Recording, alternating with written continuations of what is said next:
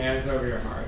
I pledge allegiance to the flag of the United States of America and to the republic for which it stands, one nation, under God, indivisible, with liberty and justice for all.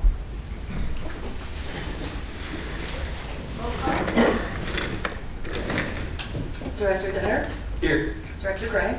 Here. Director O'Brien. Here. Vice Chair Evelyn. Here. Chair Freeman. Here. Agenda review. Any changes or additions? No changes. I just wanted to welcome our new attorney to his first official city meeting as our new legal counsel. Welcome. Welcome. Welcome. Thank you so much. Next is public statements. Items not on the agenda. Is there anyone in the audience that has an item that is not on the agenda? Seeing none. On Zoom, is there anyone that has an item they wish to address that is not on the agenda? I see Danny on Zoom. Danny, did you have anything? Okay. Approval of minutes. Metro CME Recreation Park District Board meeting, February 21. I have one thing which I need clarification. Let's see. My Rotary Club is in the presentations by board directors. My Rotary Club is discussing placing a peace pole. The reason I brought that up is because we were not clear on why there could be a Camp Rotary sign and not a peace pole. And I just needed clarification on that. We're probably not going to be putting a peace pole there at Cornville. It's on page 7, the last page. So that was the only change. Any other comments?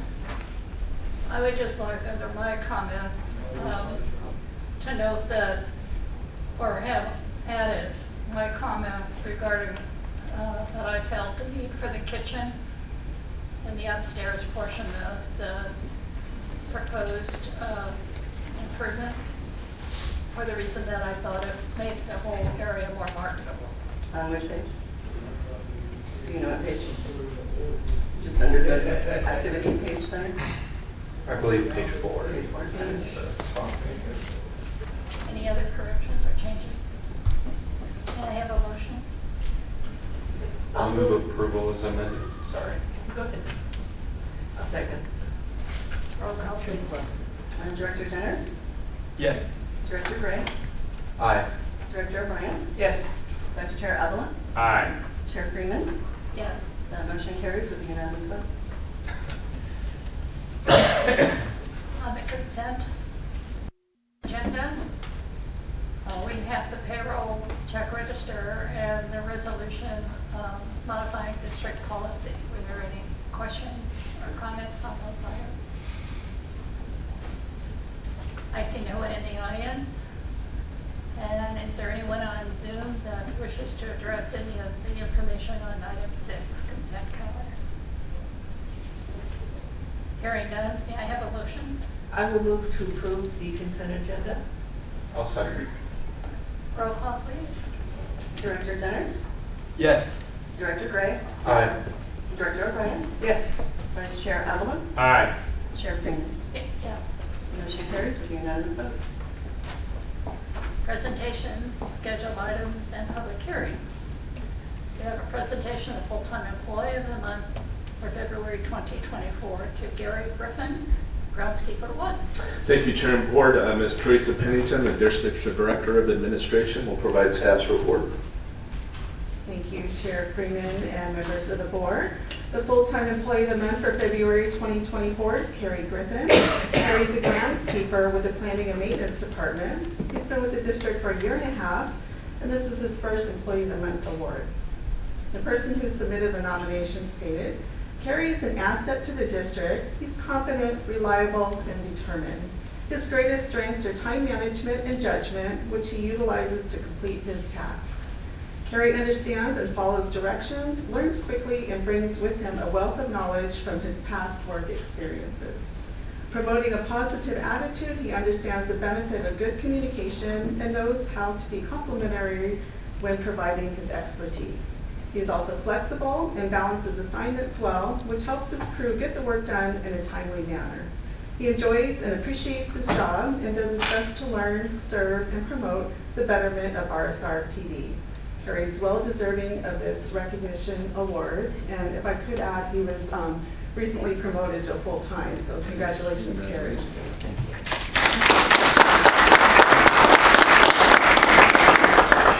I just want to say thank you. It's an honor to be an employee of the district, and I'm very grateful to be on the Far West Madera crew. We have a good crew over there, a good crew leader, and everything's working just fine. And I just wanted to thank you guys for this opportunity and this award. So thank you very much. We want to thank you. Right. Thank you for all you do, and I was going to ask you because I didn't know where you were assigned. So daylight savings time is coming up, and I haven't with my donut cookie tour, I haven't hit Rancho there yet. So you'll be seeing me out there soon. Okay, sounds good. Thank you for all you do. Thanks, Ed. So I can come up here and get your picture taken. Sure. You want your wife to come up? You want to come up, babe?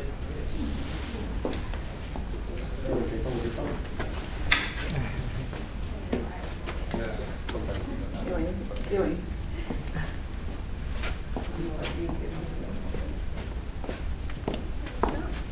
Real quick. 1, 2, 3. The official one. Thank you. Seriously, after 1 year, it's really great. Thank you very much. Thank you.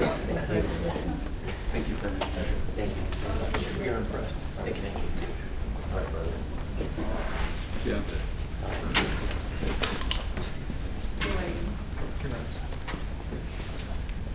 Well, I'm not gonna let you get away that easy.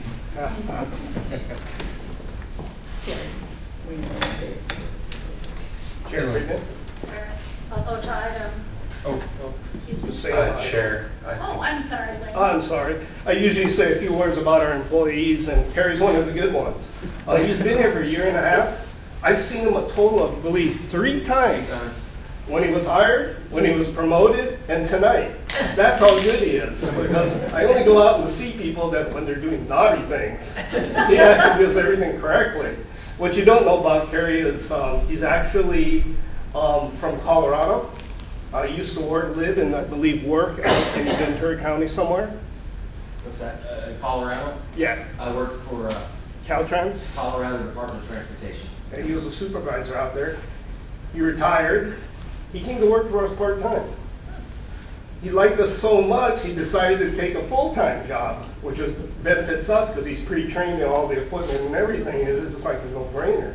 We're glad that he applied for a full-time position, and hopefully he's enjoying himself out there. Very much so. Yeah, see? He's got a good crew. He's got a good crew. And yes, like Ed, I got to get out there a little more and see everybody. So I just want to say thank you, Kerry, for all the work that you do out there. I do appreciate you. I don't see you very often, but that's sometimes a good thing. That is, yeah. Thank you, Wayne. I just have to ask, what part of Colorado? Eagle County is in Vail. Beg your pardon? Vail, Colorado? Okay. I'm from Pueblo, not the best place. Pueblo? Yeah. I've been in Colorado for 25 years. Thank you for what you do. The next item is the report on the 2024 Earth Day event, a verbal report. Thank you, Chair and Board. The District Director of Funds, Zach Miller, will provide the district's report. Good evening, Chair Freeman and members of the board. This evening I'm pleased to provide an update on the Park District's annual Earth Day event for the upcoming year, scheduled this year for Friday, April 26th. Over the past few years, the Earth Day celebrations have been marked by a strong emphasis on park beautification, community engagement, environmental education, and youth participation. Our beautification efforts have been a collaborative success between the Recreation Department and the Planning and Maintenance Department. Notably, in 2022 and 2023, festivities at Barrelwood and Chumash Park set a high standard for the future Earth Day events.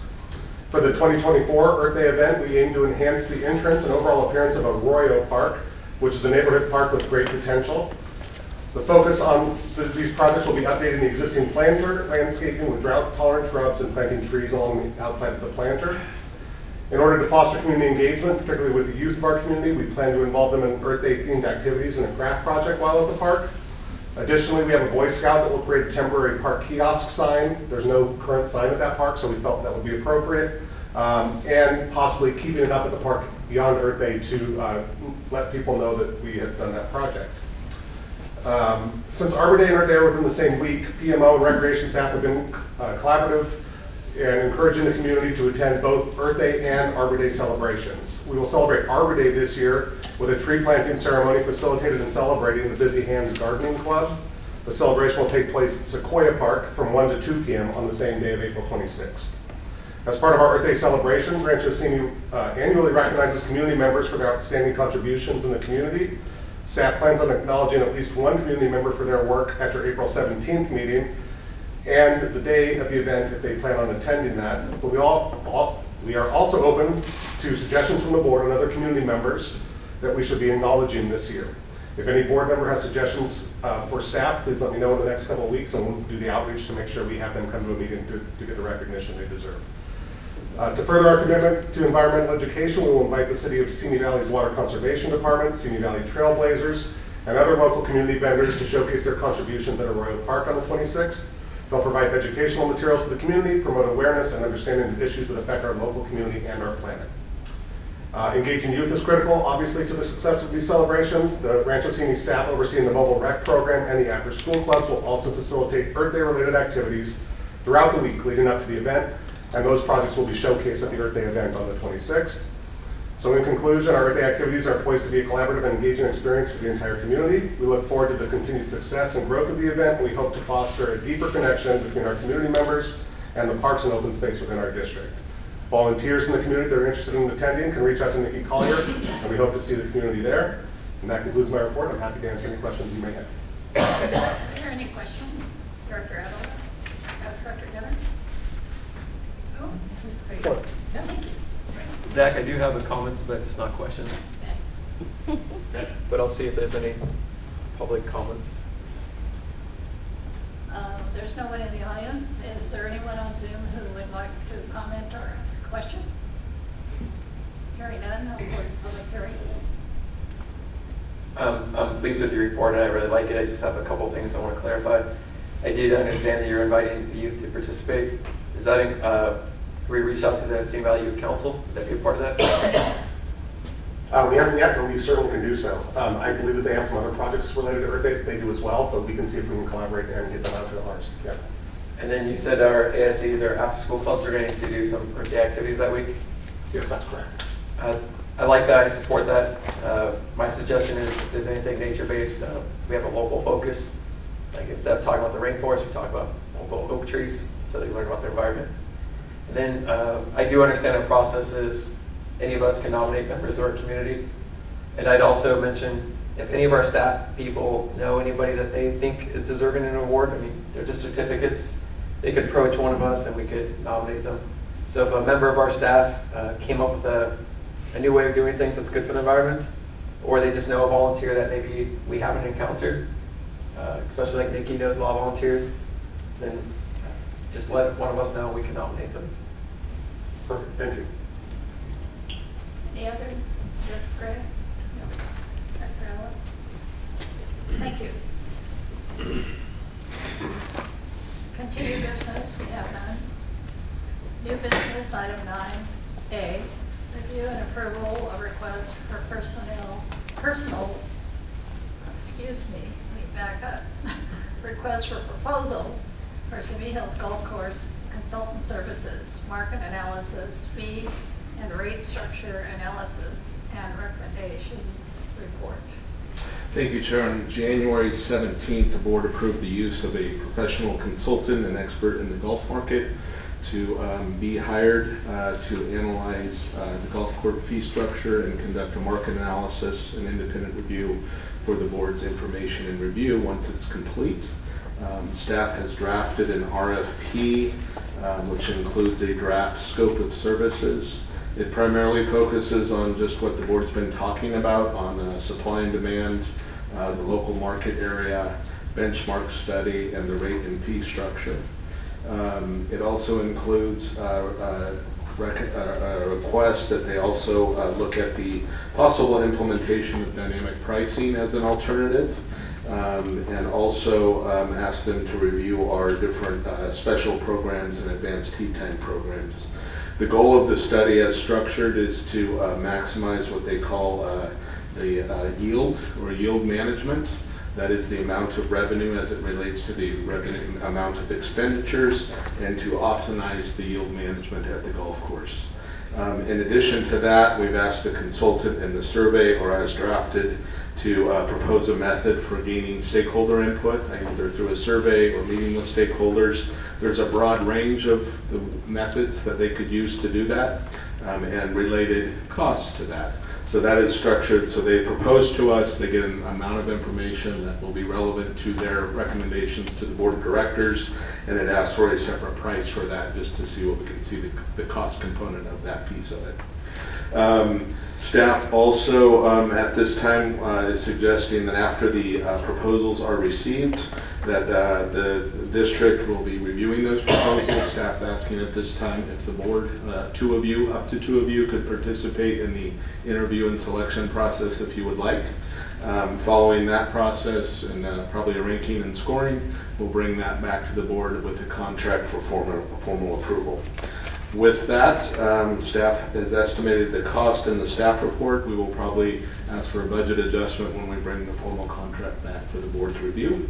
And staff recommends that the board review the RFP, review the scope of services, make any changes. If you have changes, we can incorporate those into approve the RFP, and also let us know if you'd like to participate in the selection process. That concludes staff's report. In terms of board participation, would it be appropriate for the golf committee, 2 members to be those that make contact or It's participate? up to you guys, whatever you would like to do. Again, I'd like to be, I'm the one who first suggested this idea in the first place. I'd like to be on it for that reason. Did you say you would like to? Yes. It seems logical that the golf committee would be. Okay. Is that the direction of the board? Have the golf committee sit as part of the selection process? Yeah, I think that Okay. makes sense. I have opinions on that, but I was just waiting. I know that there's nobody in the audience. Can we just say for the rest of the night, is there any public comments if no one's here? Can't say that for the rest of the night. I Okay. think we need to say each item. Yeah. Elaine, you want to take public comment now? Yeah. Well, I was wondering if there were any questions. Well, I do have questions. I have a few I don't. questions. I have questions, but I actually, in my case, that they lead into comments. So I don't mind waiting to ask my questions during public comment, or unless it's best that is it best that I just ask them now? It's best that I ask them now. So I do have questions. Okay. Director Dinner, do you want to ask questions? I don't have any questions. I have questions. Okay. Okay, I just need to refresh my memory. When was the last time we did a golf study? I think we did one a long time ago, but I don't remember. I think from a board perspective, I don't know that for sure. My understanding, it's been a while. Yeah. I know that the staff has done some internal market analysis and looking at different data using consultants, but I will defer that to Mr. Reed. Maybe he can be a little more precise. Yeah, so we did a what's called a Golf Local Market Analyzer, GLMA. We did one in 2008, and we refreshed that earlier this year. Okay. All right. Second question is, whatever we do, end of information we learn from this survey, can we also apply it to the Sinaloa golf course, or is that something? Sure, they are different from a marketing perspective. Yeah. So there's some differences in rate structure, but yeah. Okay, that'd be good. Let me see. Is this something you want to do like on a regular basis? I'm wondering if we do it now, are we going to do it every 3 years, every 5 years, or is this only when the board decides it's necessary? It would be up to the board, of course, but my guess is, this kind of analysis would be pretty perennial. It would, it would last quite a while. But it'd be good for a few years. Mhm. How long do you think the process might take? Any clue? Best guess I have from the consultants I've talked to is 3 to 6 months tops, depends on the scope. The more in-depth, obviously, if we have some focus groups and, more surveying, that may take additional time, but it could be done in just a couple of months, depending on the scope. Okay. All right, that's it. Those are my questions. Any other questions? Thank you, I'm Fred. good. Yeah, I do. Actually, Okay. I have some specific ones, but Kate asked a couple of my general ones, so that's a good thing. I do have one follow-up on one of Kate's questions. Right, Dan and Brian, I assume the idea of doing this would be that it does provide us enough guidance and information that this would be useful to us for a period of years as opposed to just, doing it once every year or once every, but I think the idea is that this would help us long-term. Is that correct? Correct. Okay. It would be to review our current baseline, I'll call it, and see what our charges are now, to establish a baseline, and then probably to make some recommendations in the future years relative to rates.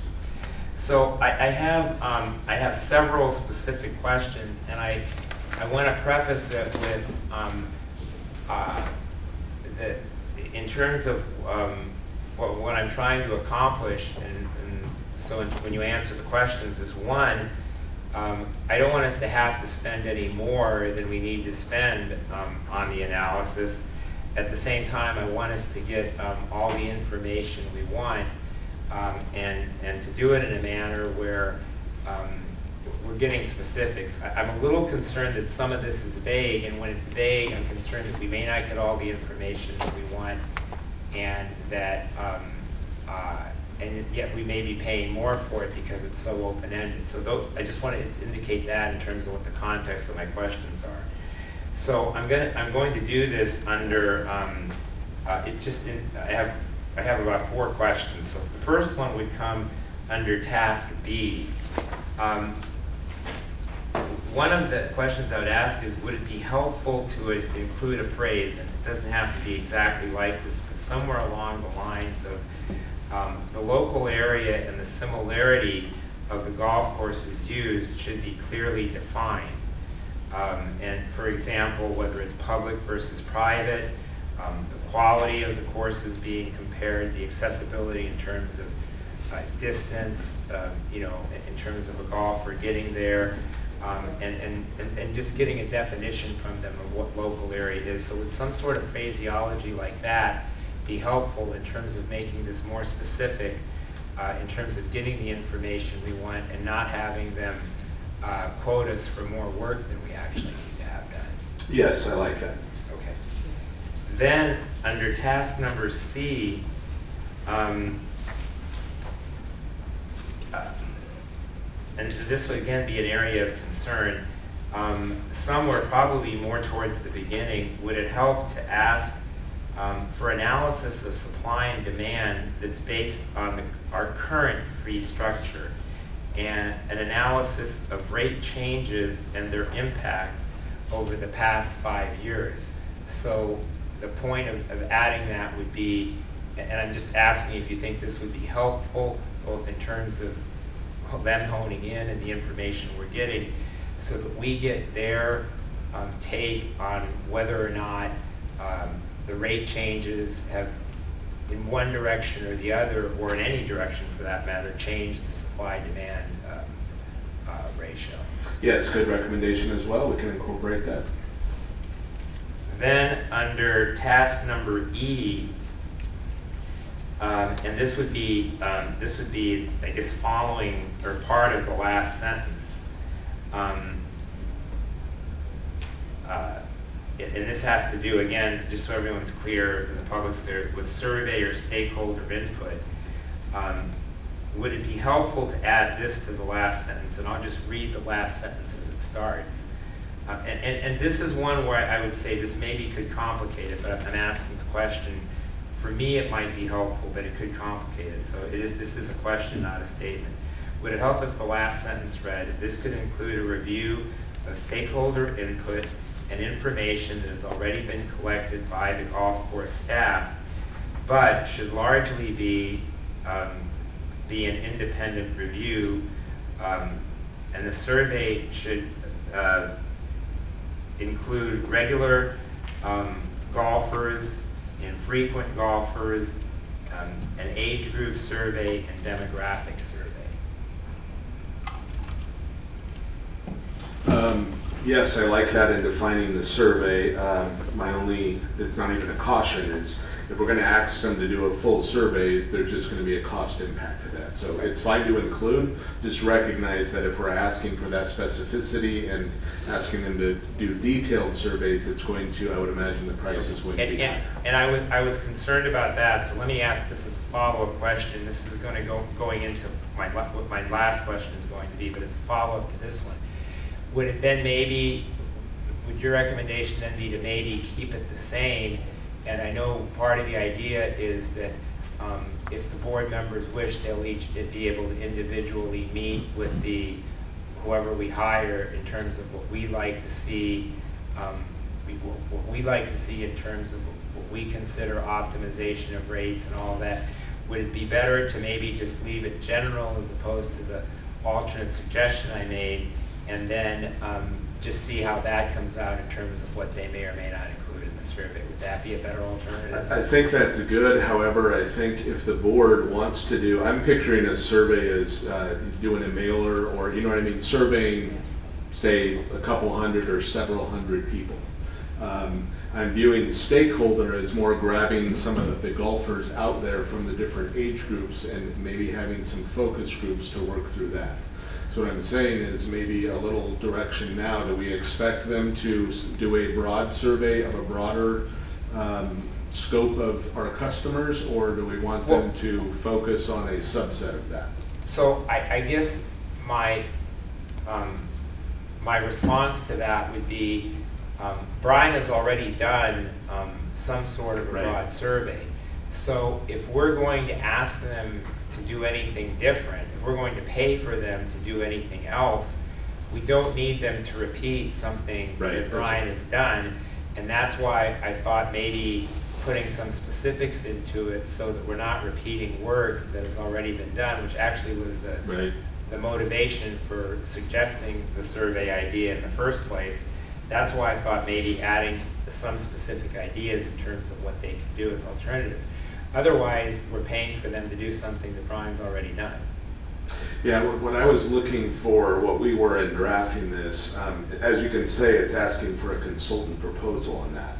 So my thought was to get enough information from the customer or the public where they felt it would inform you guys, but also inform their recommendations.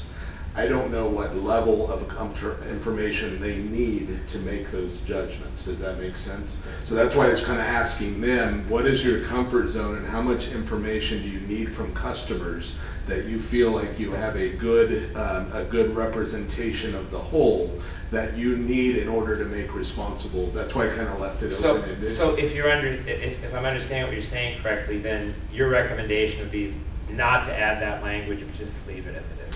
I would leave it general and see what proposals we get back. When we get the proposals back and we see what they're proposing, we can always add to what their suggestions are through the contract negotiation process. So if there's something missing from there or something more you want to do, the selection committee and the board can add to it. And at that point, they might have a feel for how much information we have. So we can always expand or define that further in the contract when it comes back. And then my final question, under deliverables, unless I misread it, I was focused on certain things, so maybe it's somewhere else in here. And I understand this is just a proposal, but so that they're aware when they make their proposal, under deliverables, and there may even be a better place to put this, this is just where I thought of it, but would it be helpful to have a sentence that says, recommendations should be made as described in scope of services and should consider input provided by board members, so that they know that part of what they're going to be doing is receiving input from board members. We can add that, yes. Okay. And then my last question, and then I can address this when we get to comments. In looking, and when we get to comments, I'll explain. In looking at, and actually, I think the proposal in general, I just want to make clear, I think is outlined really well. But under the tasks, so I guess this would be under the heading of scope of services. If we chose to do so, could we order the tasks in a different order? And the reason I'm saying, asking that is, when we get to board member comments, I would prioritize these different than the way they're prioritized here. I like the categories, I just would prioritize them. Yeah, absolutely. You guys can change them any way you want at this right now if you'd like to. Okay, all right, those are my questions. Do you want to do that now, Ed, or you want to wait on that? Well, I can indicate what I would suggest. Okay, go ahead. But I would make, and let me explain the reason for this. Again, I think some of the work in terms of E and D, well, actually, I'm sorry, in terms of A and D, which become my D and E, I think some of that work has already been done to a meaningful extent, again, by Brian in past presentations to us. So I would actually prioritize those last. And for me, task C would be task A, task D would be task B, task E would be task C, and then I would have, in some order, I would put A and D as D and E. I would even, they're so related, if it makes it look like we're asking for less work and get better offers, or Yeah. I would even maybe consider combining A and B into one task, because they're sort of related in terms of what Yeah, I kind of view task B on here, which is the local market analysis. That one's fairly important for them, and just as you detailed, looking at local market area and the courses that are in the market area. Okay. I think that's integral, the study of that, because that's where we're going to get the supply and demand at our local course. I think that's critical as it leads to a rate structure recommendation. Okay. So that being said, I'm fine reordering that's fine reordering these that way. Well, I see B and C interwoven a little bit more than I do A and B. Because A is like national trends, how many golfers are nationally, how many in the state, my kind of big picture stuff. But I see the local market analysis leading directly into, a fee structure recommendation. So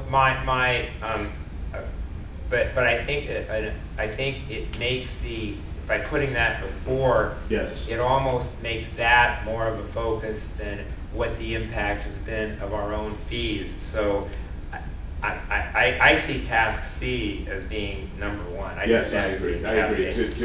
And I see what you're saying. So maybe I would move task C up to being task A, and then maybe task B stays as task B, and then D.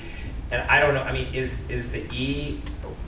I'll ask both you and Brian. I mean, Brian kind of gives us a rundown on this every year.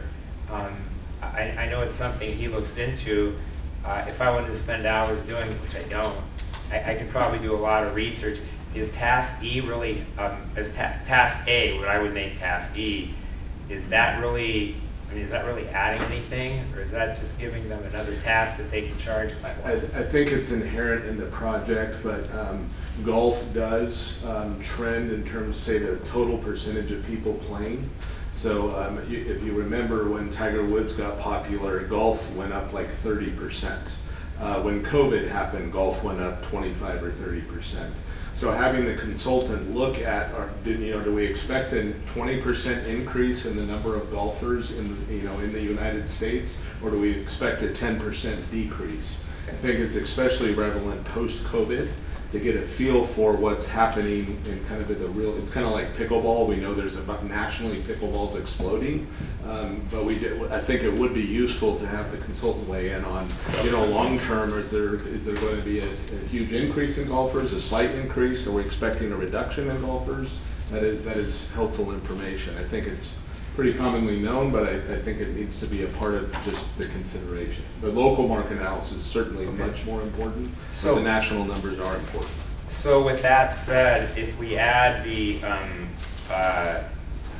phrases that I indicated, with the exception of the one that I indicated for survey for shareholder input, which I would not be asking to add that in light of your comments, but if we add the other phrases, I would, and in light of what you just said, Dan, I would then reorder this to have task C be A, I would keep B as B, so it would follow task C, which is A. Then I would make task D, task C, task E, task D, and then task A, which I think is the least helpful, and which I think we probably get every bit as good of information from Yeah. Brian. I would make that task E. Okay. So those We can do would be that, my yeah. recommendation. Subject to the rest of the board. Right, those are my Yeah. recommendations, right, yeah. Yeah, just a quick question on that. Would keeping task E at the end though, since we're asking an independent, separate cost analysis for that, would keeping that as the last item, understanding it's not. I can renumber it and just, that is kind of why I put it as task B. That's what I think how I read technically it. in the order of operations, you're gonna want to have your surveys and your input complete before you make recommendations. But it was just structured this way, recognizing that I wanted a separate price for that. I Yeah. think if we restructure it the way Ed's suggestion is fine, I'll just make it clear that we do want a separate cost for that item. Okay. And what it is. Yeah, I don't have a big problem in whichever order we list the tasks. I think the golf consultant is going to do it in the order that they do it, because they do this kind of thing all the time. Right. And they know what data they need before they can make recommendations, so they're going to do what they do. So, whatever order, fine. That's just my opinion. I don't know. That's a good point. All right, with that, I will see if there's any public comment on this item in the audience, or any public comment on Zoom. Anyone have a comment on this proposal? I need a clarification, Chair, after you guys, just one clarification. Kate had mentioned Sinaloa. This does not contemplate analyzing the rate structure at Sinaloa. The way Brian answered, I think we can use some of the information from this and apply it to Sinaloa. I just want to make sure that this does not include an analysis of the rate structure at Sinaloa. So I just want to make sure that if you want to do that, I can add that to this. I thought we were mostly focused on Simi Hills. Sinaloa's got a different structure, it's got a different audience, so we didn't include that. So I just wanted to be clear that we're not including Sinaloa, but some of the results of this could be, and the logic behind it could be applied to operations at Sinaloa as well. So may I ask one more question? Because when I gave my list in terms of the order I put it in, that's the way I prioritize the tasks and the information we're going to get from them. If you're saying that it's easier to get the proposals on the items to leave them in the order they are, I'm fine with that, if that's what you're trying to say. So No, I'm fine. The order of the tasks as you suggested it is good. That's fine. Okay. That's good. I was just talking about this study is not going to study Sinaloa. And back to Kate's on the order. That's No, fine. I understand that, but I just was going back to the other. If there was some reason that leaving these tasks in the order. I just thought it was logical. You look at the national market first, then you look at the local market, you look at that data, analyze it, and that leads you to your recommendations.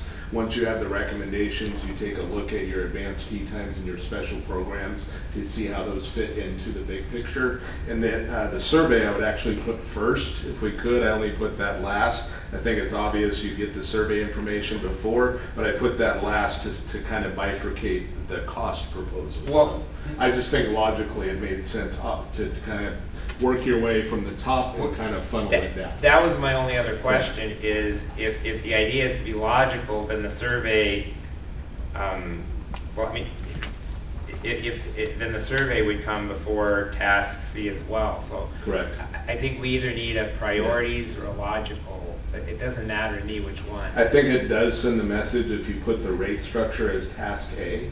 I think it does send the message that we really want some firm, good recommendations, and that's what we want the your primary focus. So Right. I think aside from the logical, I guess, chronological approach to the study, I think putting task A first does send the message that that's the most important part of what we're after.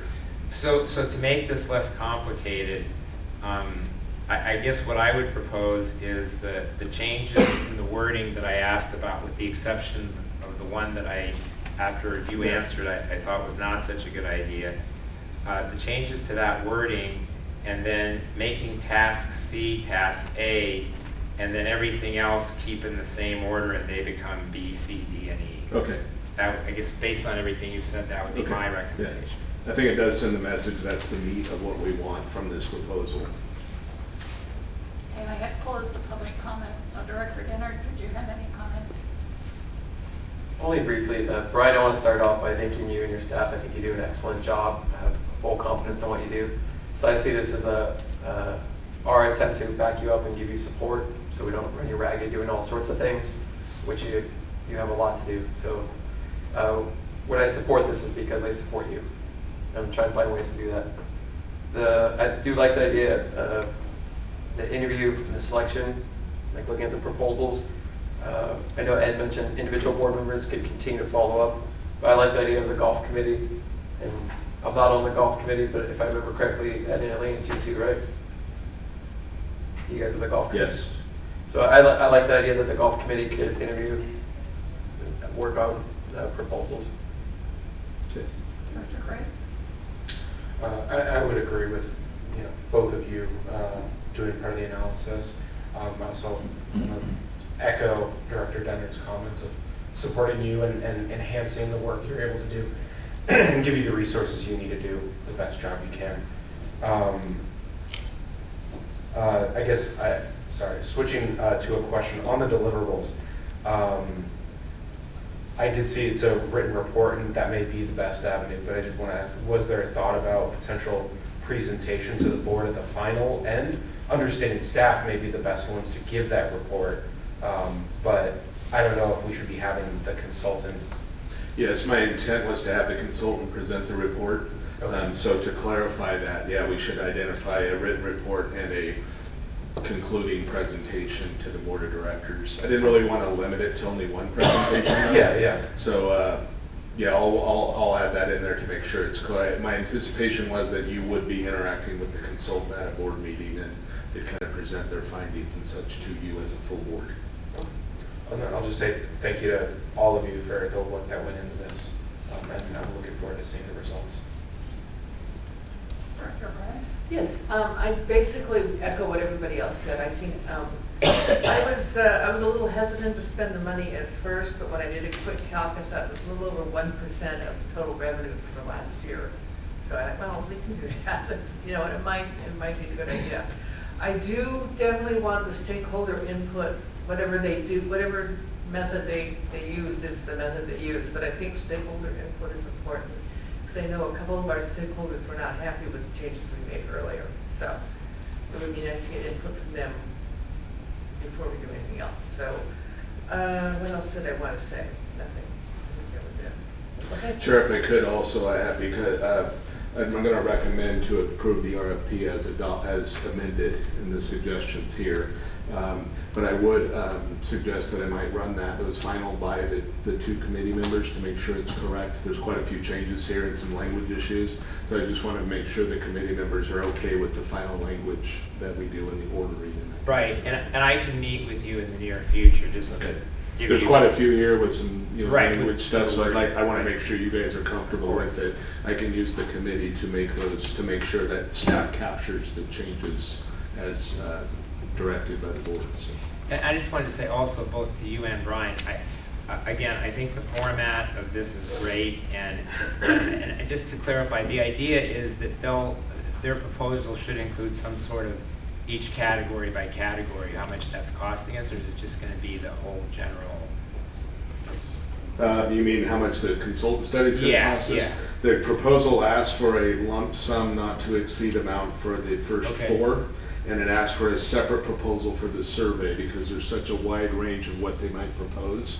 So that could really drive the cost, so I wanted a separate cost proposal for the survey portion of it. But it does ask for a lump sum for the other tasks, not broken down by task. I thought that got a little too detailed.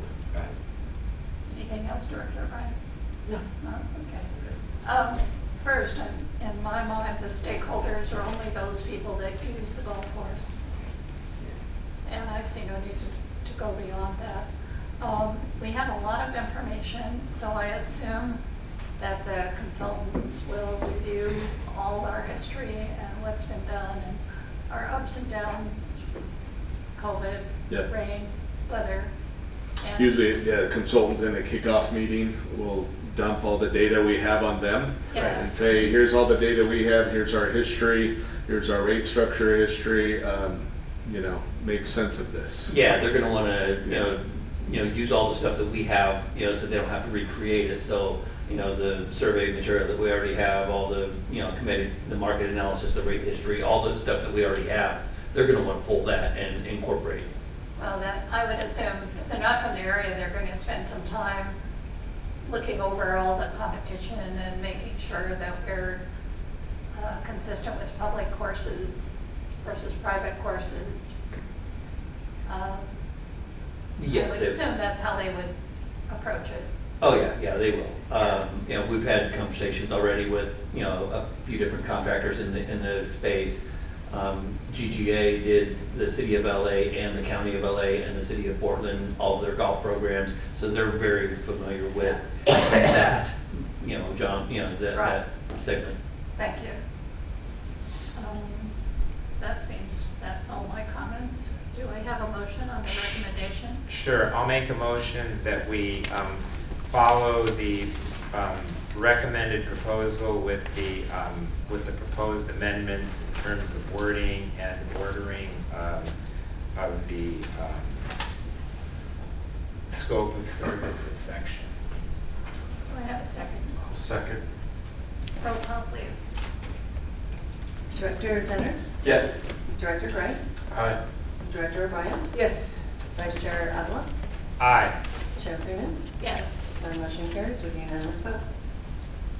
I have one other thing, and I don't know if the appropriate time would be to do this now or board member comments.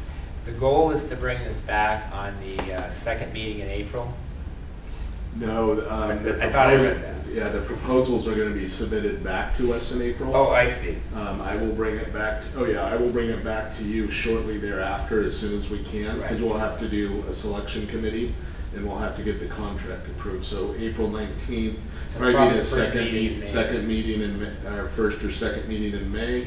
And then they'll take 3 to whatever amount of time. I'm gonna guess it's 3 to 4 months probably to complete the study. So one of the things that I want to ask to have put, I was going to ask to have it put on our agenda at the same time, but I think I'd probably rather have it on the, probably the second meeting in April.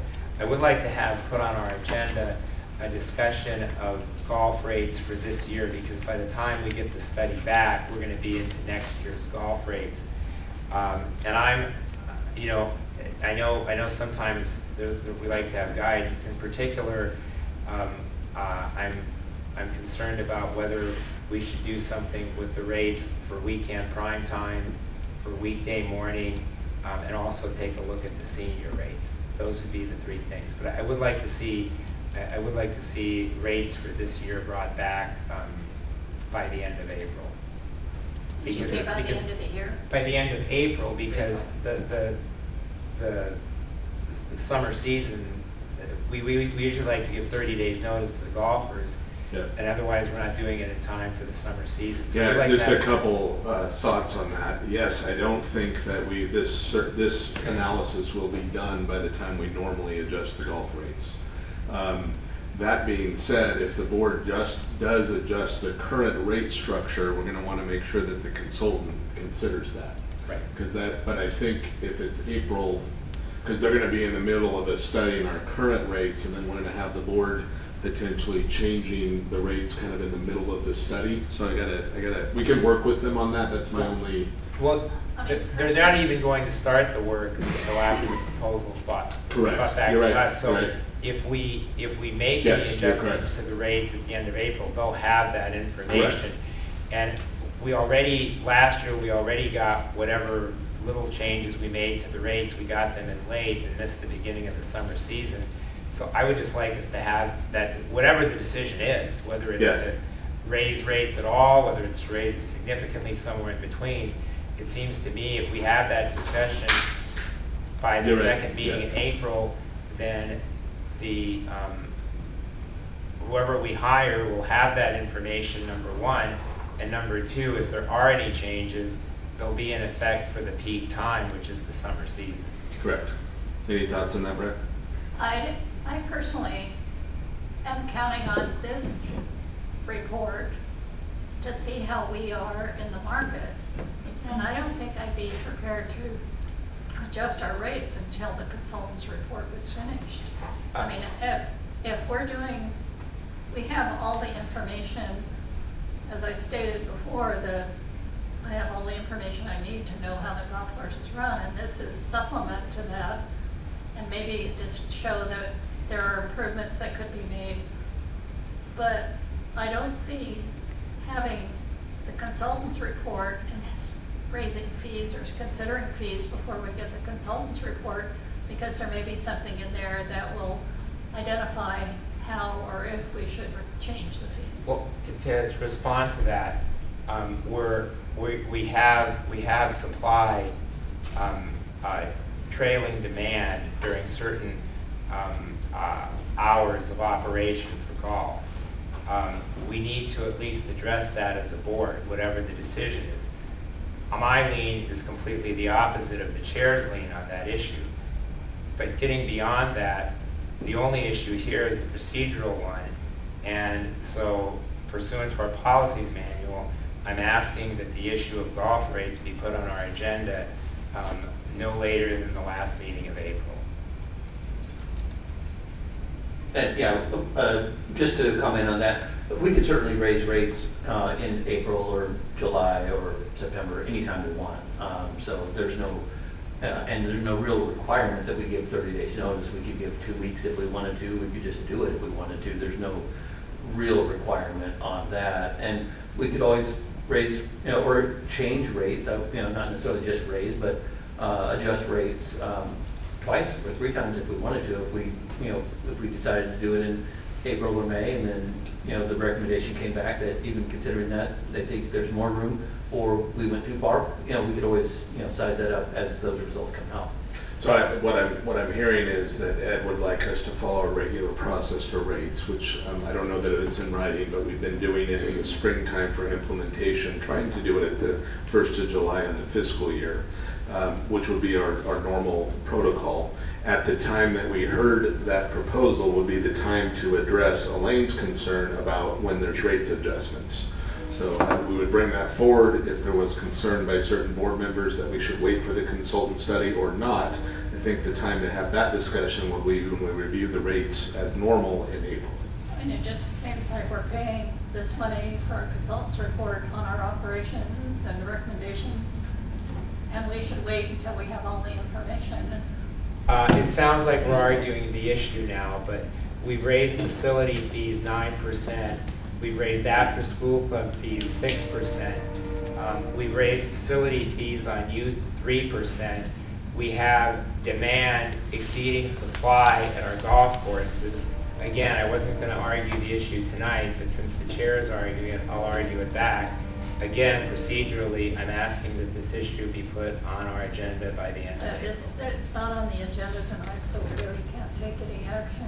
That's correct. I was just responding. I wasn't going to say anything about the issue until you made a couple different comments, so I felt I needed to respond to that.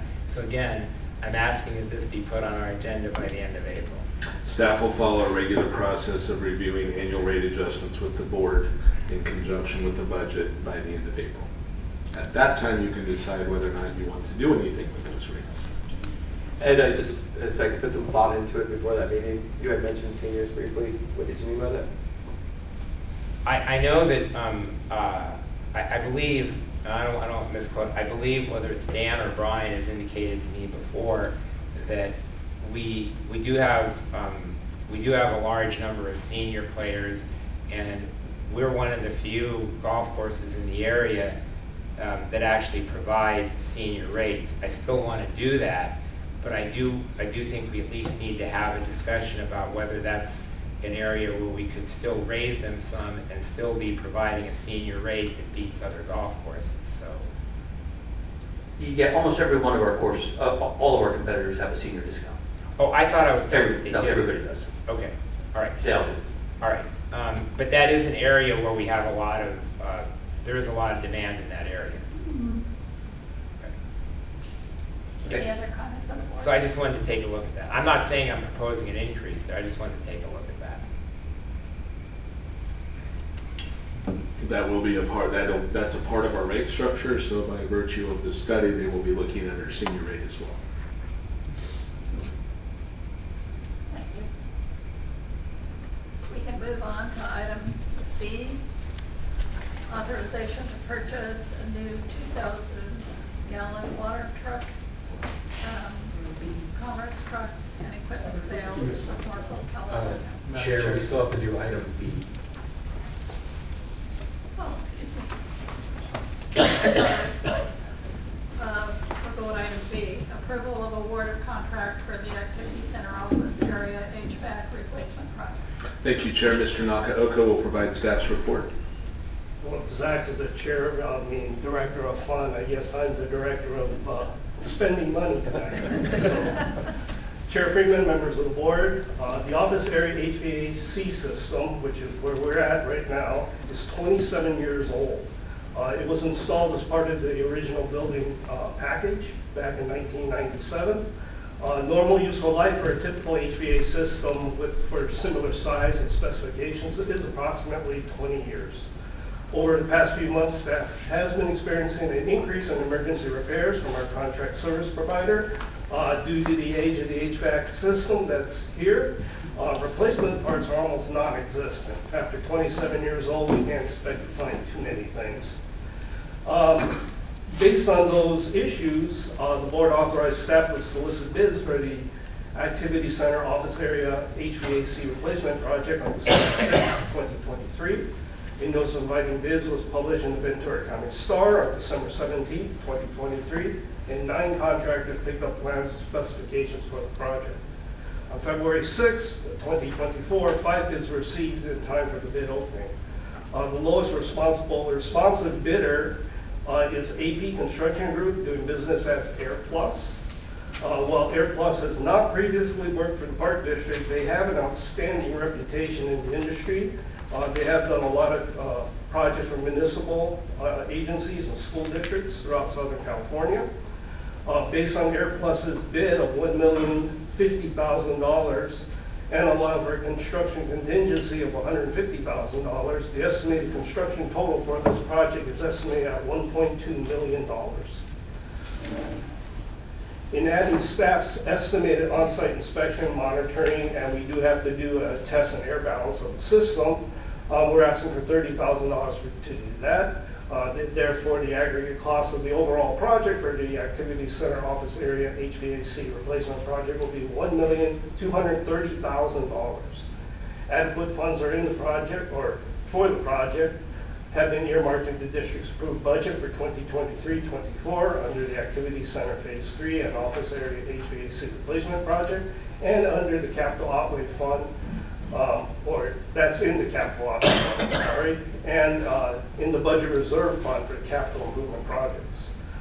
Based on the project prices received, staff is recommending that the Activity Center Office Area HVAC Replacement Project be awarded to AP Construction Group DBA Air Plus of Van Nuys, California, in the amount of $1,050,000. Staff is requesting that an awarded contract be made to AP Construction Group DBA Air Plus of Van Nuys, California for the Activity Center Office Area HVAC Replacement Project in the amount of $1,050,000, and authorize the district manager to execute a contract with the awarded bidder on behalf of the Park District, and to amend the contract for changes in the project or for project contingencies in an amount not exceeding $150,000. And I'm here to answer any questions, and Douglas Duran, our project manager, is also sitting way in the back. I got the first question. Who's got the worst office as far as AC or heating goes? That's debatable. Yeah, wait, no, I would upstairs. say it's probably Back on row. the admin side for the ladies. Yes. They all have heaters. Or fans. We have one heater on the north side, or south side of the building, and I don't know what's happening in Zach's department. I believe that at the recreation side, Brian Hoffmanshaw is the one that complains all the time about being very hot and very cold. So upstairs, I have a follow-up. upstairs is too cold and downstairs Yeah, is too it's an hot. extreme issue. Yeah. No, you're crazy, And it's the the other way office. around. And what you said is absolutely impossible. So every hour, we're just gonna switch and everybody will be hot. You said upstairs is too cold and downstairs is too hot. The rec area back there in the summer is scalding hot. Okay, I just I'm gonna have a couple other questions, I gotta do a follow-up. It's hot in here to right Director now, Denner's as a question. matter of fact.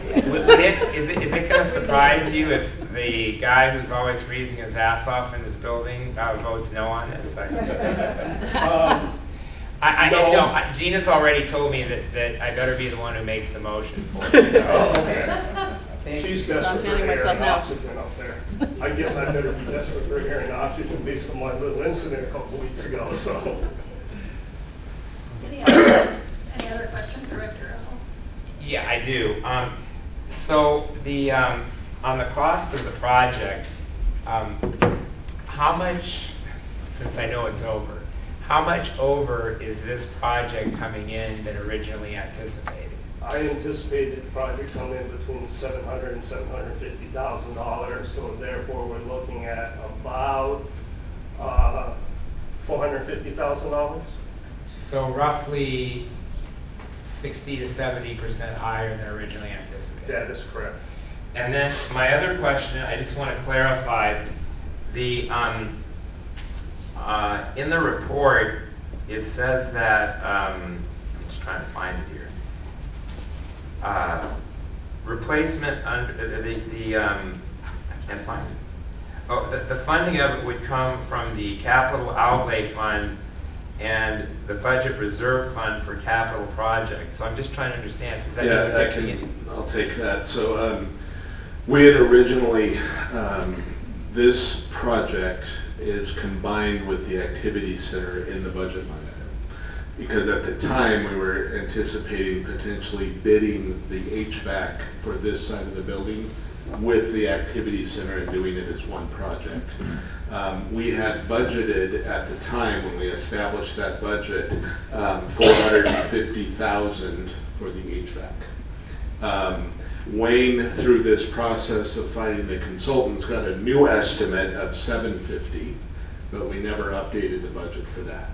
So $450,000 out of this will come out of the activity center line item for the budget.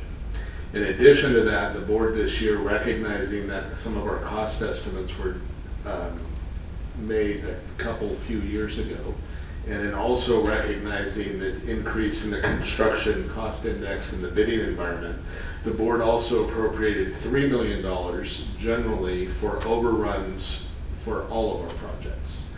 So what we're suggesting for this project is $450,000 will come from the activity center project budget, and the other $800,000 will come from out of that reserve. I also anticipate some savings.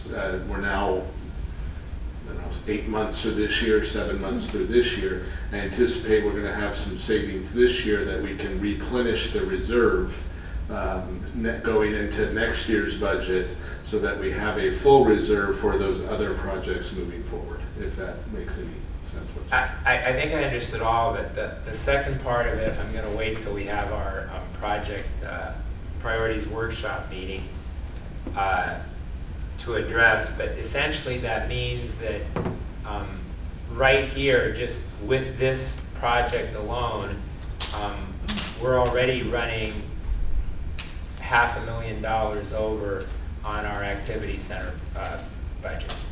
Correct. Dr. Denner? Do we anticipate this process interfering with classes and regular work in the building? No, we may have to shift some classes around while we do some duct work, but I'm not anticipating any major impacts. Thank you. I just need clarification. This is for the office area and only, right? Is this it's gonna be a different HVAC system for the activity area, right? That is correct. Okay, which will probably be another $1 million also, That is correct. or more. And the maintenance area, same. Doesn't need any. Doesn't need it, okay. All right, so we just know this is gonna be a big expense. Yes. No matter how you slice it, okay. I thought you were gonna ask a real tough question, where you got the landscaper designer doing the HVAC system, and you got the engineer doing landscape work with the maintenance guys. That was weird, but, you know. So when we redesign this lower level, will that affect the air conditioning HVAC system is put in? For this level, yes. Okay, so it'll be adapted to the new Yes. design? The new design that Douglas has been working on is a zone system. Each one of the activity rooms will be on a separate sensor. We can adjust it and heat it up a little bit for who's ever uncomfortable. There's, I believe, 4 stations downstairs for the recreation area, one for the middle of the lobby and one for breaking and the reception area. Upstairs is basically every 2 offices will be zoned together. So we're actually upgrading the system? Yes. That we're putting in? That way, everybody can be comfortable up to a point. But I mean, we're not just replacing it, we're upgrading it to That's accommodate correct. the building? It's a brand new system we're putting in. Yes. I'll open the public hearing. I see no public on this item. Is there anyone on Zoom that would like to comment on this item? Hearing none, I'll close the public hearing and go to board comment. Any board member have? Looking at their past projects, I was a little bit nervous because they did their Rancho Capana project, but I realized that doesn't mean they did the original one. Because the time between the school being built and them replacing their AC was about 8 years. It's a brand new school. But I don't know if they did the original one. No, I can't comment. It could have been that they bought a bad system that was inadequate and they hired Air Plus to come in and revamp it. And then with our new system, I know that they said the life cycle of it, but what's our warranty on it? If we spend all this money. Typical warranties are about 3 to 5 years. I believe we asked for a 5-year warranty in our specifications, and then we're on our own. But as long as parts are available, it's pretty economical to replace. They're all modular systems now. This is going to be an 80-ton unit. It's a big unit. Right now, we believe we have an 80-ton unit, but it's working at 75% capacity. Any questions? No question? I have no questions. Is there board action? Sure, I'll make the motion. I just want to say, I'm gonna lose sleep tonight, Dan. My wife tells me like at least once a week, heat rises. You've confused me for the night. I want to point that out. I'm gonna make a motion to approve items 1 and 2 under board action requested. I'll second that. Roll call, please. Director Dennert. Yes. Director Craig. Aye. Director O'Brien. Yes. Vice Chair Avila. Aye. And Chair Freeman. Yes. The motion carries with unanimous vote. Okay, now we'll go on. This is what I've been waiting for. I want to know about this truck. Authorization to purchase a new 2,000-gallon water truck from Commerce Truck and Equipment Sales of Norfolk. Thank you, Chair. Wayne will provide the report.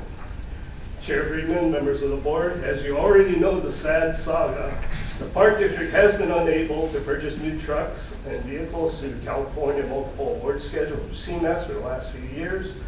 This was primarily due to various factors, including COVID, the microprocessor chip shortage, and most recently, the California Air Resources Control Board regulations. Based on the Park District's inability to procure vehicles through CMAS, the board authorized staff to solicit public bids for 11 new vehicles on the open market. Notice of inviting bids was published in the Ventura County Star on December 20th, 2023. Concurrently, staff mailed 15 packages directly to 15 packages to 15 dealerships in the local area that sold one or more of the vehicles that was listed in the specification. No bids were received in time for the bid opening on January 23rd, 2024. One bid package was received late from Penske Buick GMC. Since it was received late, in conformance with our specifications, I can't open it. On February 7, 2024, the board was notified that the Park District did not receive any bids in time for the bid opening. As a result, the board approved staff's request to waive the district's purchasing policy and to procure new trucks and vehicle purchase proposals from the open market. In addition, the board authorized staff to open the late bid received from Penske Buick GMC and allow them the first opportunity to sell vehicles to the Park District if their prices were determined to be reasonable and fair. While the prices were reasonable, the 210-day minimum delivery time frame was not. Subsequent to the report made on February 7th, 2024, staff was notified that a 2,000-gallon CAL FIRE equipped water truck from Commerce Truck and Equipment Sales from Norfolk, California was available. Staff instantly called them back. We negotiated a little better price. They're asking $139,500, I believe it was, and we're going to get it for $135,500. We so desire to purchase it. This is a CAL FIRE equipped vehicle. It meets specifications, actually it exceeds specifications we're asking for in our water truck. It's coming in at about $30,000 less than I anticipated. They're trying to get rid of it. Evidently, the state of California, CAL FIRE was buying water trucks. This one they decided not to buy. It's already in California, so it's California compliant. It's ready for the road. And right now, I'm asking, or the Park District's asking, if we can purchase it on a purchase order from Commerce Trucking. What I'm going to say is this water truck is free. Dan got a grant for the Wildfire Resiliency Grant Funds that's covering the expense of this truck. This truck is not going to be available for very long. They're giving us the first opportunity. If we cut them a check and pick it up next week, it's ours. If not, it might go to someone else. And that's my report, and I'm asking you to authorize the purchase of the 2,000-gallon water truck from Commerce Trucking and Equipment Sales in Norfolk, California, with the issuance of purchase order. Any questions on board? Does it replace a current vehicle? Yes. How old is that current vehicle? Oh, shoot. I knew you were going to ask that. It's, I believe, a 1989 Kenworth. I'm impressed. And then how does it, walk us through, how does it help with fire resiliency? Obviously, we're not a firefighter agency. No. As part of the write-up to get the grant, we don't actually fight fires, but we do assist the fire department when they request us. We have been requested in the past to provide water to their fire trucks. They take our water, put it into their fire truck, and then pump it to the fire. In a big fire where there's a lot of vegetation fire and you have multiple trucks, there's not enough water pressure in the city of Simi Valley to man all the trucks. So they do ask us occasionally to bring our water truck out and let down the grass so it doesn't burn, or to pump it to their trucks. I better understand. I can see how we support ongoing operations, and we're ready to go. Brian, if I could, I'd also note that during the last fire, I think it was the Easy Fire, we used the water truck to wet down the Strathern buildings. So there's the process of wetting buildings down. We would have our own equipment to take care of our own property in the event that it was threatened by fire. We can take that direction. So we have a piece of equipment we can prioritize for ours rather than waiting for somebody else to show up to do it. And then, Wayne, who on your team do we thank for negotiating a lower price than we thought it was going to be?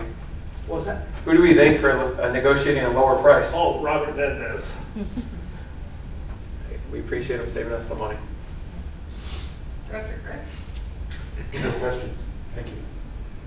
I do have one question. Tell me again why CAL FIRE decided not to buy this truck? They have I enough? don't know. Oh, okay. They bought like 4 trucks through Commerce. Oh, okay. I guess they only had money for 3, Oh, and okay. they put this one on the open market, so A free truck. it's got exactly 12 miles on it right now. Okay. I'll open the public hearing. I don't see anyone present. Is there anyone on Zoom? Close the public hearing. Is there any comments? No comment, okay. Do I hear I will make the motion to authorize purchase of this truck. I'll second that. Roll call? Director Denners. Yes. Director Grant. Aye. Director O'Brien. Yes. Vice Chair Avila. Aye. Chair Freeman. Yes. The motion carries with a unanimous vote. Let me just comment, there is a piece of legislation, so that you know, and there's a joint letter of the League of California Cities, CSAC, and Special District, responding to CARB.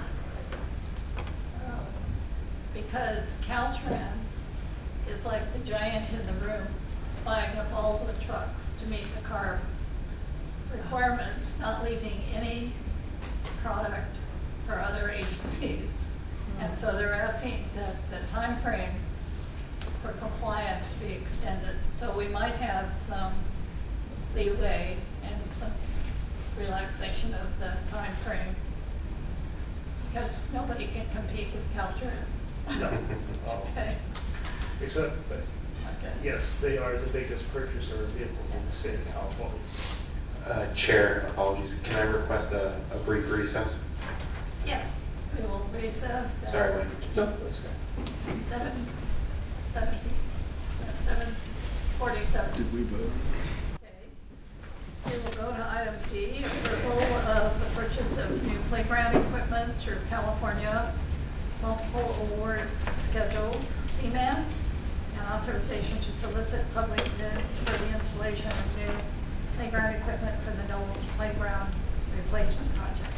Thank you, Chair and Board. The Director of Spending Money tonight will present statute. Chair Freeman, members of the board. Oh, I think you gotta turn the mic on here. In December of 2021, the Park District applied for and was awarded a grant from the State of California Department of Park and Recreation 2018 Park Bond Act per capita grant program, which is Prop 68 money, in the combined amount of $245,000. $95,000 was to be used for the Knowles parking lot, and $150,000 was to be used for the Knowles playground replacement project. On January 17, 2024, the board denied staff's request to award a contract for the Knowles Station parking lot renovation project due to budget constraints, and requested staff to contact the state of California to reallocate the $95,000 to another project in Simi Valley. While staff is working with the state of California to redirect those funds allocated to the Knowles parking lot project, staff is prepared to pursue the installation of the new playground equipment at Knowles Park. Unlike typical or brand new construction projects, playground replacement projects are probably the toughest thing to deal with. Modular type playground equipment and the round circle, we have to be really concerned with fall zones, safety compliance, heights. It's hard to fit them in a lot of times. And we lose a little bit of activities when we do so. This time around, I think we're going to be quite pleased with the outcome of it. Tom Evans, who's the project manager for this project, did a little thinking. He actually went out to Knowles Park. And yes, we've always wanted to replace the top lot area, which is on the south side of the park next to the Knowles station, with the fire truck, similar to what's there. But on the north end of the park, where the preteen area is, it's just a standard play apparatus with one slide and one climbing structure. But it's right next to the road. So Tom thought that this is the first neighborhood park that you see when you're on the railroad coming into Simi Valley, so why not put a train there? I thought it was a great idea. He called around for a couple of manufacturers, and he found one that fit in there quite nicely. It has a lot of elements. I won't go over all of them during the staff report. Everything worked out right. The manufacturer we're dealing with said that they will try to mold this thing in yellow. They can't guarantee it. They have to contact their engineers for some reason. I don't know why red or yellow become an issue. But they can't put the number 43 on there to honor Station 43, which was the Knowles station. In addition, they've agreed to give us a engraved plastic plaque saying the Southern Pacific Railroad, which came through into Simi Valley in 1904, which is a nice little historic piece for kids to understand about. To initiate the project, luckily for us, this manufacturer is a CMAS approved vendor. They gave us a price of $87,895 to buy the equipment. We typically buy the equipment for playground replacement projects only because if you go out to public bid, there's that or equal clause. It's hard to find an or equal that will fit in this small area that we're designing. In addition to the authorization to purchase this piece of equipment through CMAS, I'm asking the board to authorize the solicitation of public bids for its installation. We do have to bid that part out. Unfortunately, we can't put it in ourselves. Therefore, staff is requesting that the board approve the purchase of new playground equipment at Knowles Park through California Multiple Award Schedules, or CMAS, with the issuance of a purchase order, and to authorize staff to solicit public bids for the installation of new equipment at Knowles Park. I must mention that this is another grant project. We have $150,000 coming in for it. So this project came in at about $146,942, and that's a high estimate for the installation. The purchase of the equipment's a fixed price. Well, you're saving us money. What's that? You're saving us money. Yeah. About just enough to buy me a hamburger nowadays, but yes, I'm saving you money. And I'm here to answer any questions you may have. Board have any questions? No. Director Evelyn? I have, this isn't common on the, I just want to point out, I can live with the Department of spending money as long as it's in conjunction with the Department of Fund. But if my voice holds up, more on that in board member comments. My question is this, so on the estimated cost of installation, are we pretty confident that's what the cost is going to be? Is that? Yes. Okay. What we did is we let a contractor give us a price, and we added 28% to it. Just in case when we go to public bid, I didn't want to. Director Denner? No questions? Okay. Just out of curiosity, you said we can't install it ourselves. Why can't we? It has to be, for the initial installation, it needs to be a manufacturer's licensed contractor. Got it. Okay, thank you. I have no questions. So on the licensed contractor, is that one we have to report to the state? Yes, It is. yes. All public bids, we have to report to the Department of Industrial Relations, because they have to pay prevailing wage. Okay. With that, I'll open a public hearing. I see no one in the audience. And is there anyone on Zoom? Hearing none, I'll close the public hearing. Board comments? I do have some comments on it. I want to tell you that my favorite thing that we could do as a park district is discuss playgrounds, and my least favorite thing is parking lots, because when they're all done, they're expensive and still just a parking lot. But that said, because I feel so strongly about playgrounds and that detail to it, I would like to, just in the future, because we have committees for things like this, just be able to sit down with staff before it gets to the level where I wouldn't want to start over, especially with this one, because I really like the end result anyways. So if I would have sat at the very beginning, I would be like, yeah, that's a solid idea, I like it. Some of the things I like about this is I like the themes. I like the firefighter themes. There's a fire station right there, closed one. I like the train theme. The museum's really close by. Well, the railroad tracks right next to it. Yes, and I like that it's not the exact same playground as every other park. So little kids might say, like, I want to go to that park today because that one's a little bit different than that park. So I think overall it's a really good plan, especially for the limited space where it doesn't allow for everything to go there. So I found that your staff has found a creative and fun looking playground that was in a tight space. I appreciate that part. Thank you. I just want to say I really love the little train and the fire truck. They're really cute. I want to go play on. I'm thinking opening day, we invite out some firefighters, Yeah. pose with the kids, Yeah. and wear some hats. I think we Maybe could. I'm forgetting his name right now, but from the train museum, he was volunteer of the year, like 1998. But he still gives tours. Have him in the conductor uniform and stuff. Have a fun day. Director Gray?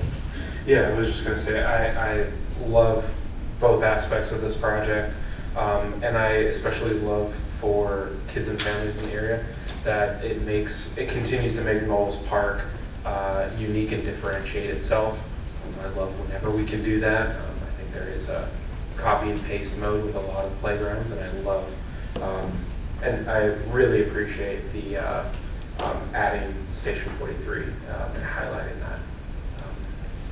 Yeah, this is incredible, and if we could do this in every park, not this exact one, but that would be incredible. Thank you, this was outstanding. I'm just going to thank you for the job well done. I think it's going to be a fantastic addition to that park.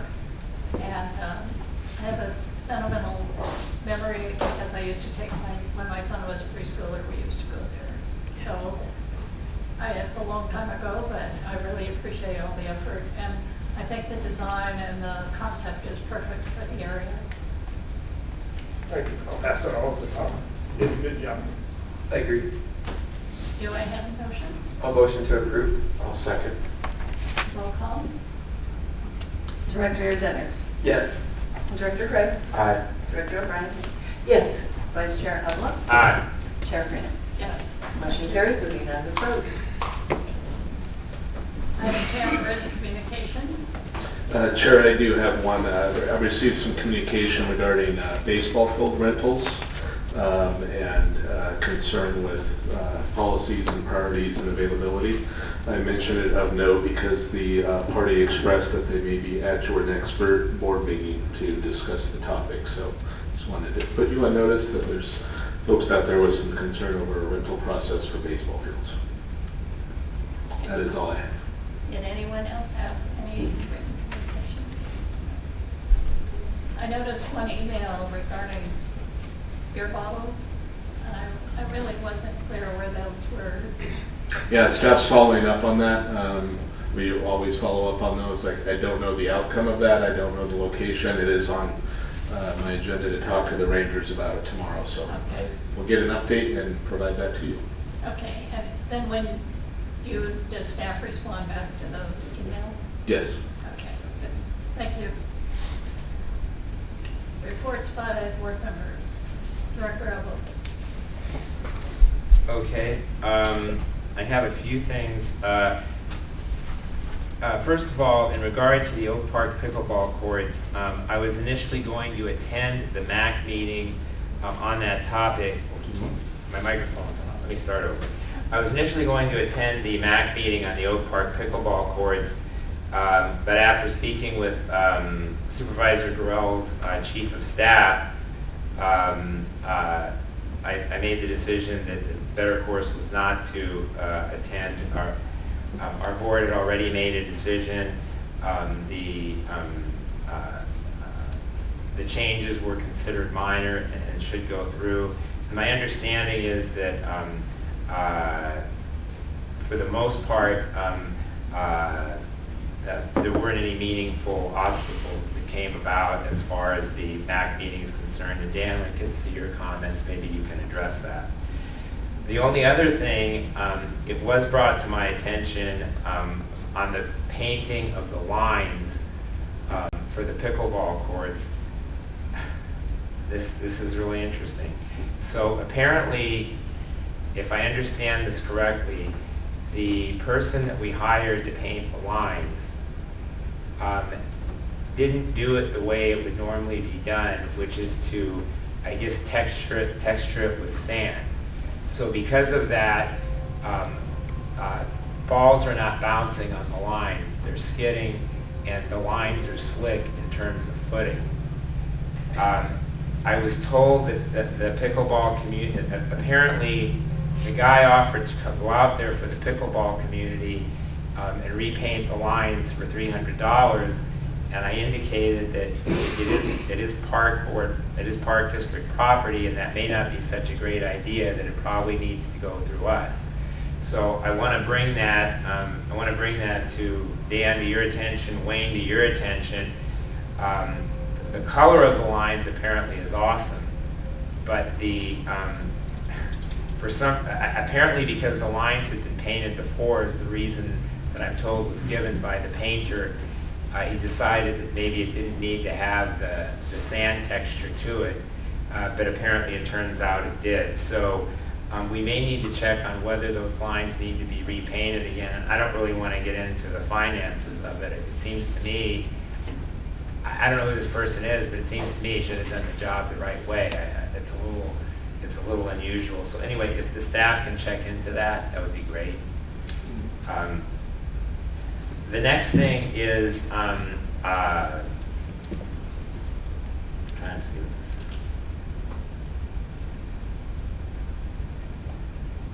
Oh, right. Okay. So I wanted to discuss at our last meeting. There was discussion about how we're going to go about outreach for the remainder of the year without the Oak Park Committee to the community of Oak Park. What I want to emphasize is if it's anything that the district is going to be involved in, especially since I was a former member of the Oak Park Committee, so if it's a question of email lists, telephone lists, staff reports, staff appearances, anything that would involve the district and a board member would have the opportunity to attend, I'd like to be informed of that so that it fits into my schedule so that I can be part of that as well. The concern here is there shouldn't be the perception or the reality of it being used as a campaign tool or anything like that. We're all at-large members, and as someone who is a former member of the Oak Park Committee and has an interest in the community, if the district is in any way involved and a board member is going to be there, I would like to have the opportunity to be there as well. So I just wanted to clarify that. I was actually going to comment on that in my comments. Okay, that'd be so great. We can expand on it then. That'd be great. The next thing is I wanted to elaborate and perhaps modify comments that I made in regard to the activity center at our last meeting in the recreation area. And also, I'd like to think most of my board members are open-minded because I think these are things we need to think about, not just in regards to the recreation area at the activity center, but in terms of our spending and our projects as a whole. I think it was a day or two after the meeting, I asked Wayne to take me back into that area. And I viewed it from above in the current configuration that we have that area. And without adding anything to the upstairs level, what we have right now makes for a great viewing area. And it would be a great viewing area of the awesome design that we have for the downstairs area and the uses of the downstairs area. When I think about this building, and it does have some quirks, and certainly the recreation area has some quirks that make it a little interesting, but certainly workable and in some ways charming. We have a huge building. We have a nice building, and the thought of spending multi-millions of dollars on expanding the upstairs area to add multi-purpose rooms and party rooms, which we already have in this building and which we will have in the downstairs area of the building. I made the comment that maybe we should do the structural part and look at the expenditures later. As I thought about that, I can't even live with that comment. With all the projects that we have planned, with the fact that there's going to be a limited amount of money, the bulk of the money that we're spending comes from the sale of our previous headquarters.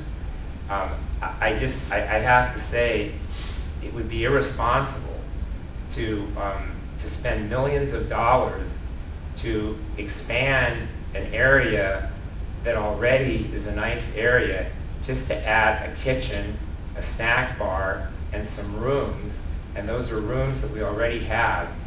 And what we need to consider is it's not just a question of the initial cost, which is probably going to be way above what we already expect, which is already way too high considering all of the other things we want to do in the district.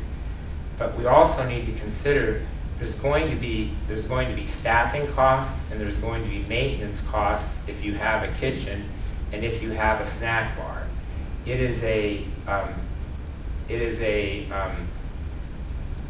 both a fantastic idea as well as a fantasy idea in terms of what we should be doing with our money.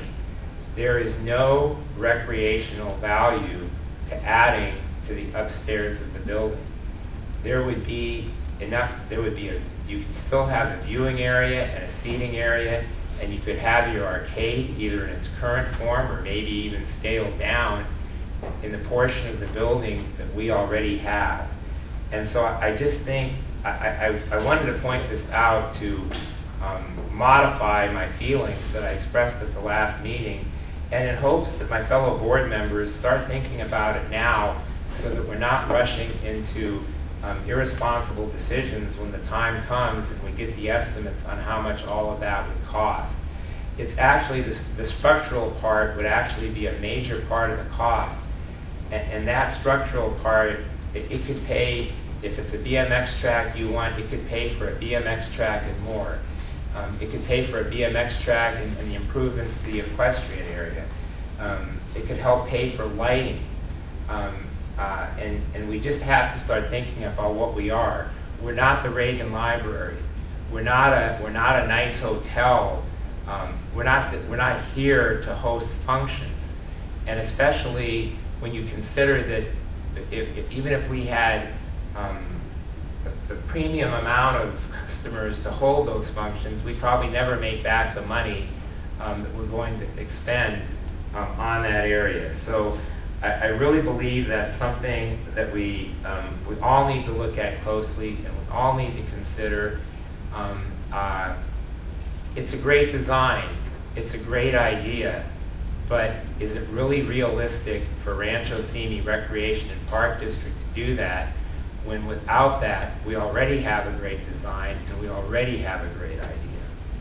So I wanted to clarify those thoughts and ask my fellow board members to keep that in mind as we go forward on that project.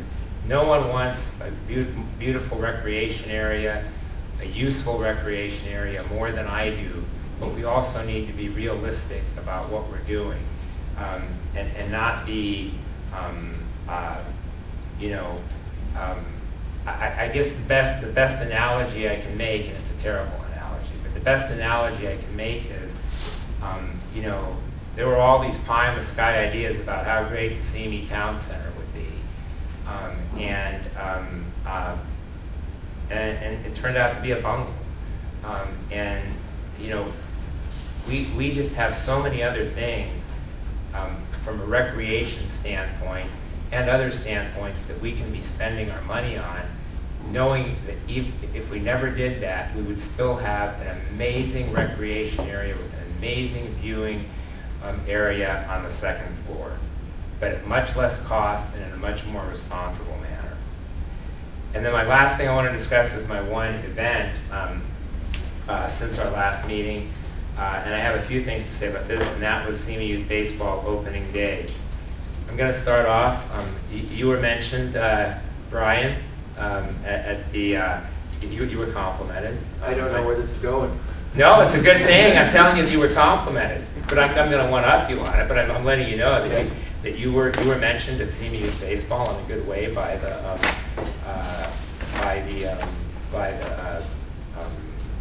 the president of the Simi Youth Baseball, and it received applause. I'm going to say that I got even more love than that. I want to think that's because I'm such a great guy, but it's probably because I was actually there in person and you weren't. But so that was really cool. It was a great ceremony. I'm really not familiar with this, and I don't know if anyone else here is, but the guest speaker was, and apparently he's really popular with the youth, was Coach Ballgame, who really put on a great show. And I don't know, the kids knew all his moves and all. It was great to see. I had no idea what was going on there, but it was great to see, and it was great to see the kids having fun. So As always, Senior Youth Baseball put on a great ceremony. Another thing that happened that was really cool, as some of you know, my wife is a board member for the Boys and Girls Club, and about a month ago, she approached me and said, you know, because she and I kind of think the same way, not about everything, but about certain things, but about this idea that sometimes awards that these nonprofits, they just keep getting passed around from one person to another. All good people, all deserving people, but it sort of stays within the same realm. So she said, well, you know, you're on the park board. Can you come up with someone that actually works with youth and that would be deserving of the award? And the donors are important, but someone that really digs down in there and has spent a lot of time working with youth. And so I know Ty Hansen, the president of Senior Youth Baseball, and I called him and I was trying to get ideas from him. And you know, I'm getting this name and my head is spinning, and so I kind of have to go off by myself afterwards, and I'm thinking, wait a minute, I was just talking to the guy. And so I said, Jill, you know, I've been asking these people for ideas, and you want me to write something up about Ty? And I did, and you know, it was a little convoluted, I guess, in how the Boys and Girls Club made their decision. But the good news is that at the Boys and Girls Club auction gala, Ty Hansen is going to receive the Champion of Youth Award, which is a really prestigious award. And they actually allowed me to, he found out about it the day before because we were afraid maybe he's not into getting these awards, because some of us aren't. And it turns out he thought it was a good thing, and he liked the fact that there's different organizations that deal with youth that will be acknowledging each other. So I had the privilege of announcing that to Senior Youth Baseball for Ty, and I think it's a great moment for them. And certainly Ty, who has been involved with Senior Youth Baseball for 20 years, he's been their president for 5 years, is a deserving recipient. So that was really cool. And then I would have said that was the highlight. Normally any other year, making that announcement would be the highlight, but there was one other really neat thing. Some of you may be familiar with, and I know my wife was involved in it a lot, and there were a lot of members of the community and a lot of organizations involved. But a young boy named Aiden, who is suffering from cancer at a young age, and a couple years ago was in need of a bone marrow transplant. And the community and Senior Youth Baseball was involved in it as well. There were a lot of people getting tested, and ultimately Aiden received the bone marrow transplant, and it was for purposes of a stem cell procedure. And he's actually doing well. He's physically out there, and he's actually now part of Senior Youth Baseball. And he received the largest applause because he threw out the first pitch. So I'm going to leave it at that.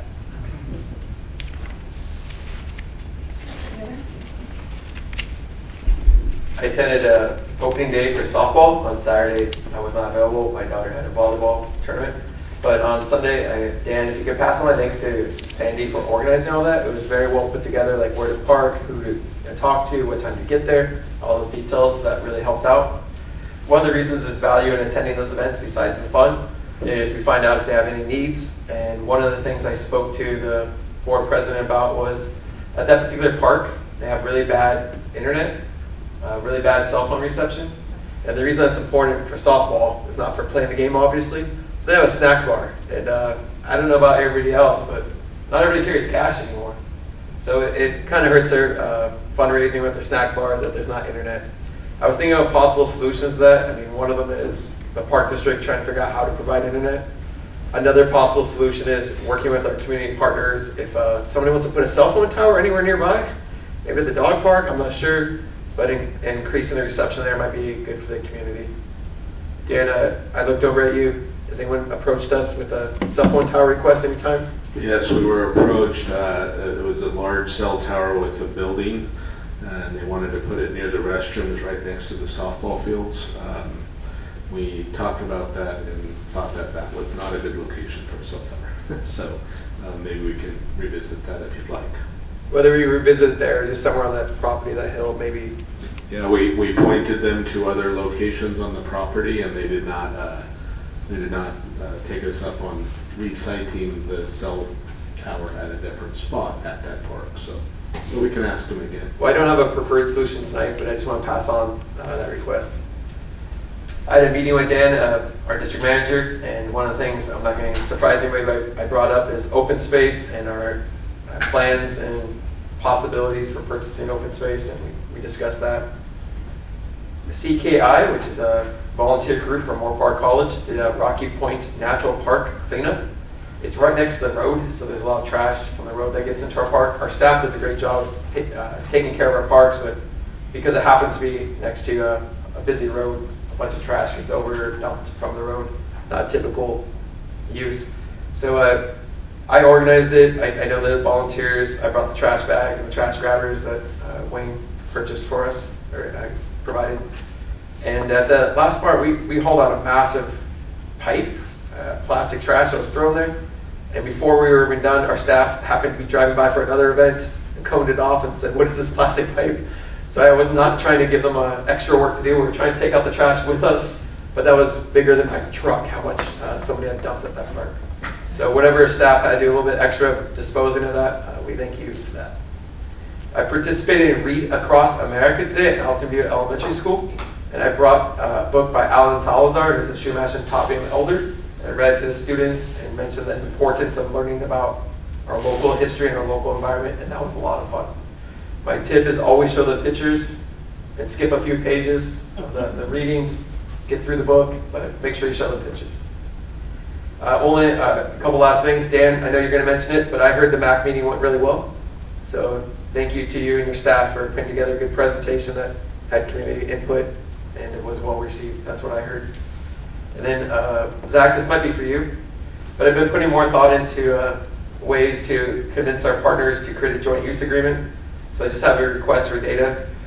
If you could provide me with the smallest and largest bill that we've sent back and forth both ways. So what's the smallest we've ever billed them? What's the biggest we've billed the school district? But the reverse too, what's the biggest and smallest they've done for us?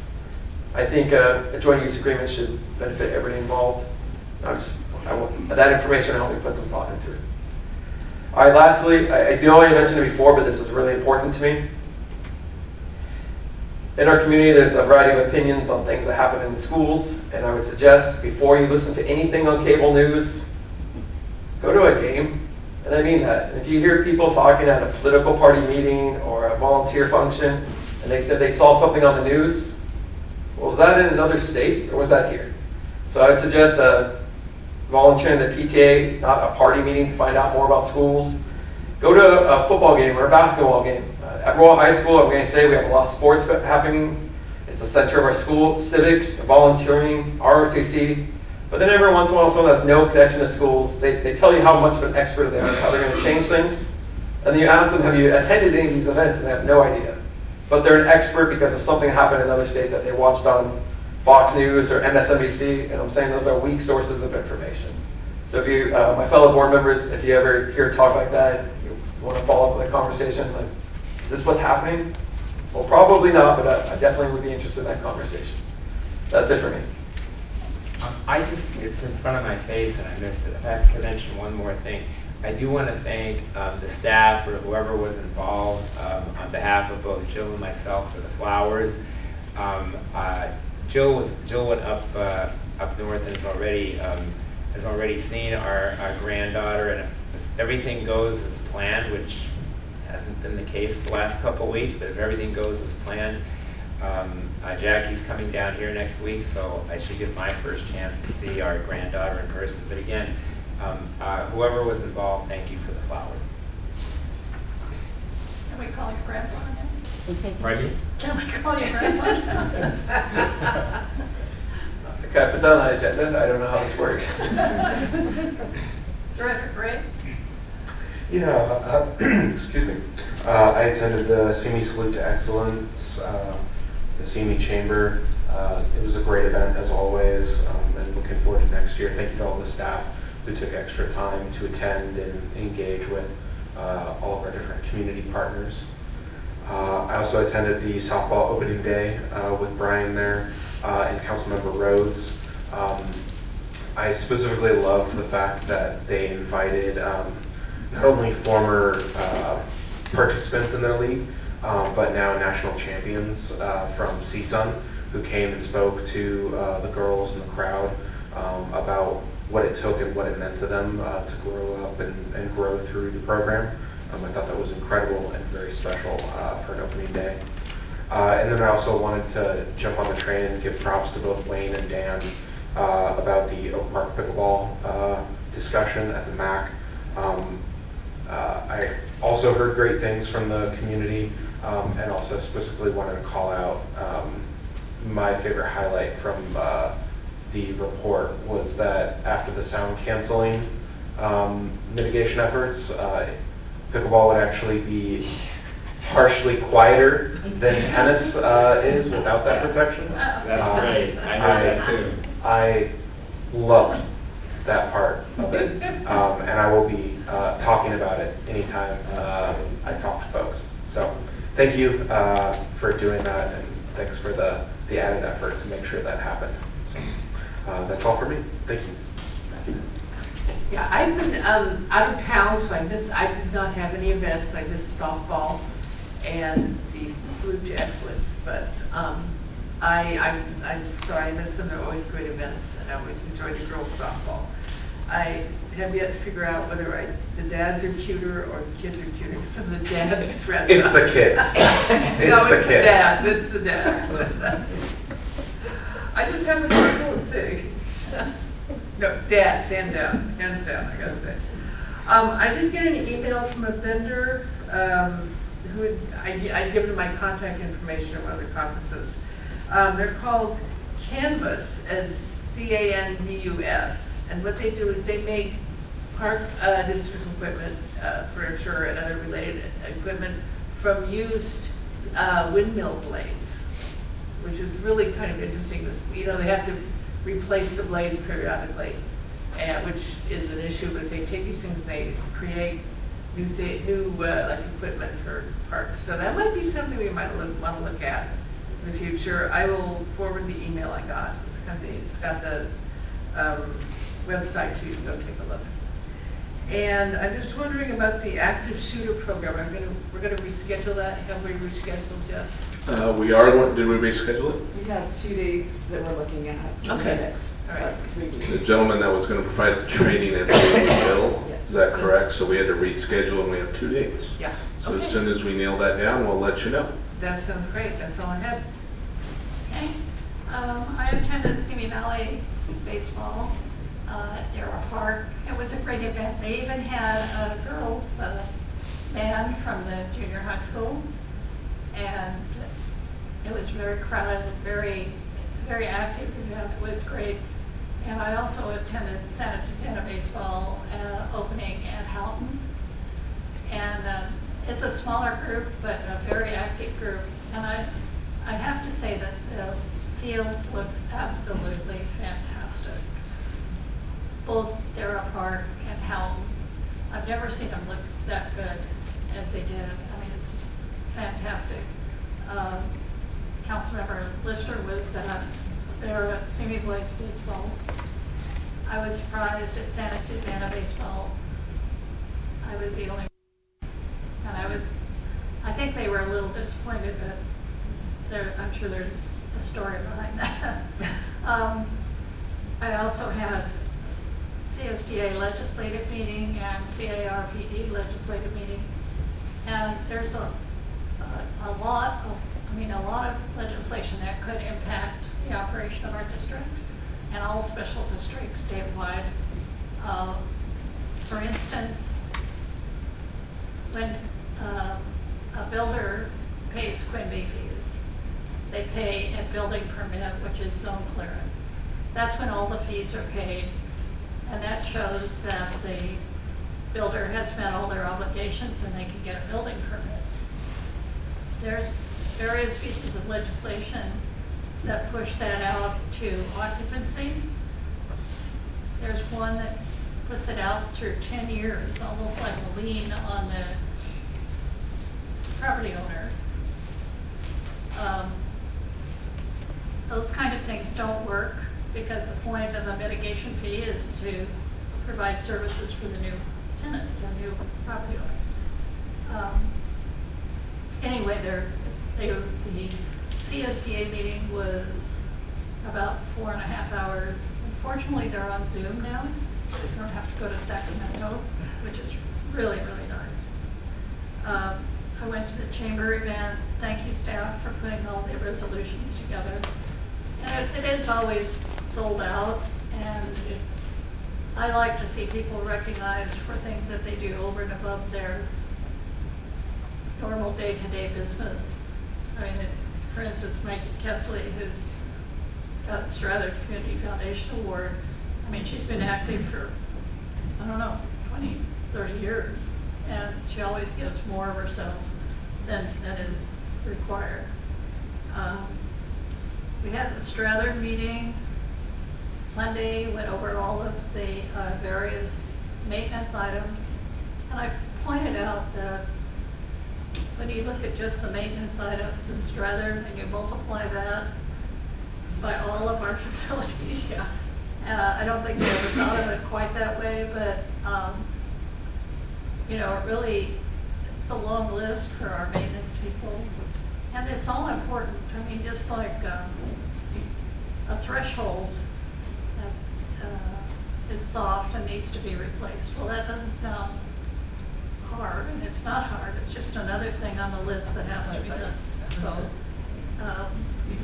it'll all get done, but Robert's very busy out there. But I just think if we multiply that out to all our facilities, you know, it's a lot of stuff. I think that was it. I have no other comments. General Manager.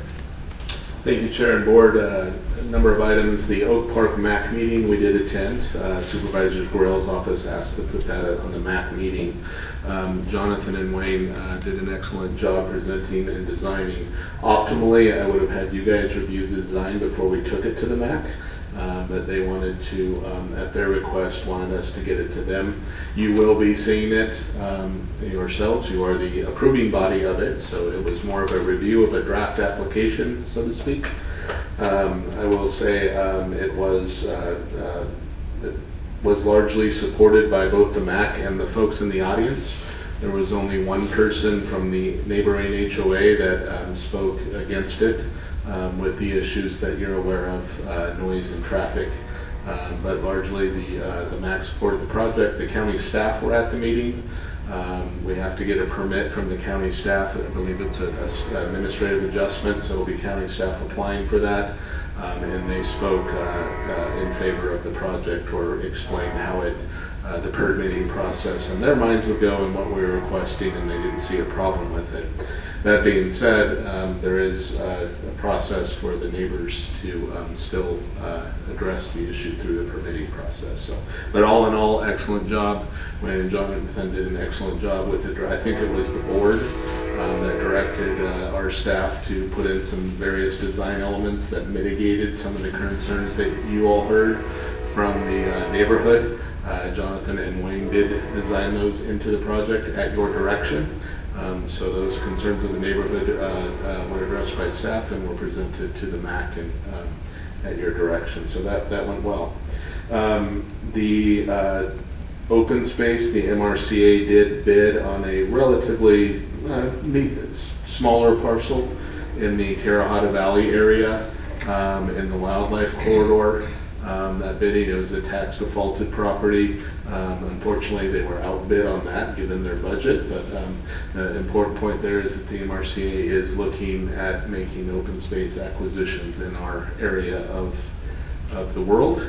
Unfortunately, in that one they were outbid. I can give you more detail on that, Brian, if you would like. I did get the opportunity to go meet to the ASC directors meeting. I spent about half an hour, 45 minutes with all of the directors. Answering their questions and then talking about morale and positivity and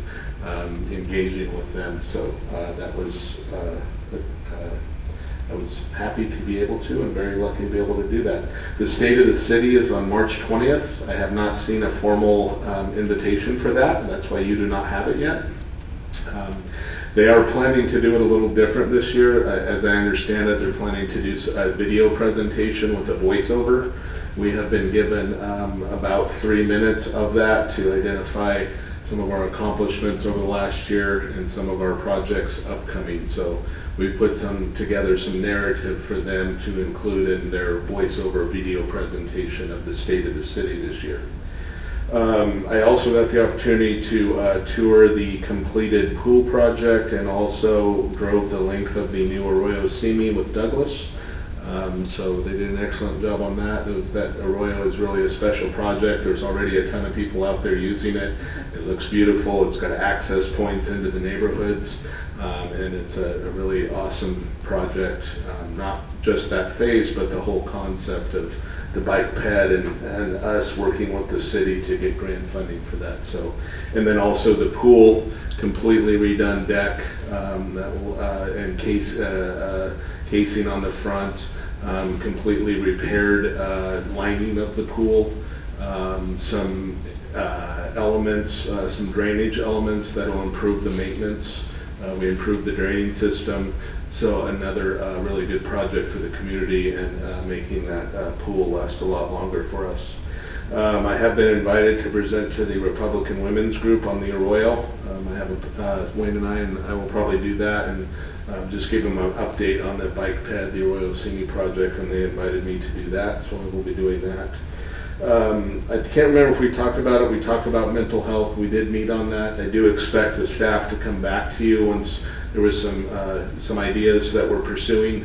Once we get those ideas together, we'll bring enhancing our focus on mental health back to the board for your review as soon as we can follow up on those items. We are a sponsor of the Every 15 Minutes program, as we've been in the past, which is the DUI awareness program that they do at both high schools. That is on March 14th. We did sponsor that. I don't know, did Sandy send that out to you guys? We'll send that out to you guys. If there's an assembly one day and then they do the actual mock-up of an accident scene. So I'll make sure Sandy gets that out to you guys if any of you want to go. I plan to go to the assembly portion of that. I am pleased to announce that we have a $20,000 sponsorship and partnership with Adventist Health. Richard's worked hard on that. So they're going to help with the mobile recreation program. It's in alignment with their mission. It's a good partnership with the hospital, and I think we'll get some good, to the point of mental and physical health. We'll probably get some good education out there about the importance of mental and physical health for a community in partnership with Adventist Health. So that's really nice of the hospital to partner with us and offer healthy recreation programming in the community. Great job coordinating that. And then lastly, staff outreach. I've got a draft plan here for the Oak Park community. The staff and I did meet on that, and this is at this point a staff plan. Certainly any of the board members can attend or be a part of what staff plans to do, and we'll obviously take direction if you want us to do anything differently. We do plan to have staff office hours, or if board members would like to attend, I can't have more than two. We can't have more than 2 of you attend at any given time, but any of you can attend. We plan to do bi-monthly, every other month on Wednesday evenings from 4:30 to 6. Be available at the Oak Park Community Center. Zach, both of us or one of us, and any board members that may want to go. We plan to issue a press release announcing that to the community. Those meetings beginning in April. We plan to, as a part of that press release, we plan to post how you can access our board meeting agendas. We plan to post how you can access our board meeting agendas electronically, and we also plan to advertise and let people know that they can sign up to receive your board meeting agendas. So at those meetings, when people come or they're interested, we'll let them know you can get every one of our board meeting agendas. We'll give them access to that. We also plan to post signage at the Oak Park Community Center that's very visible, that lets folks know that they have access to the staff at those meetings or to the board if I get direction to do that.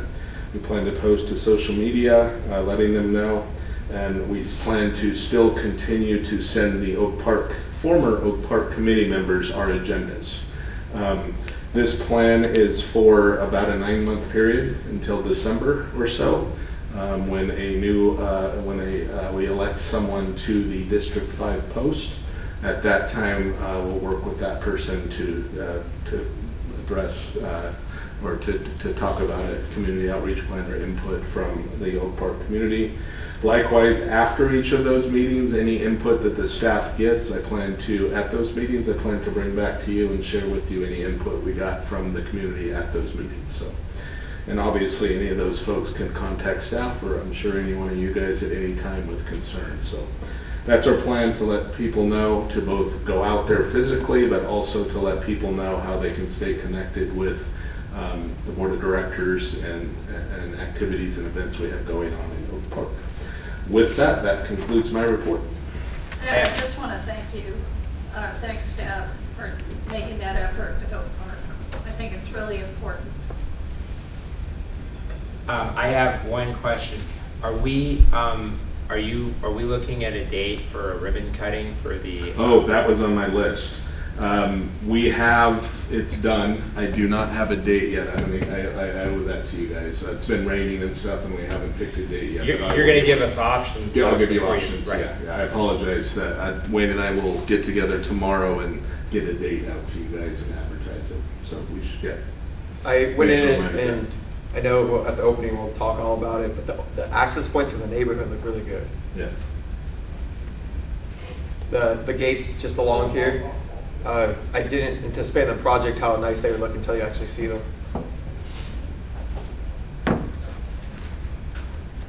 I just want to clarify, you're going to check with us on a date before you publish it? Yes. Okay. We do not have any closed session this evening. And so with that, if there's no other business,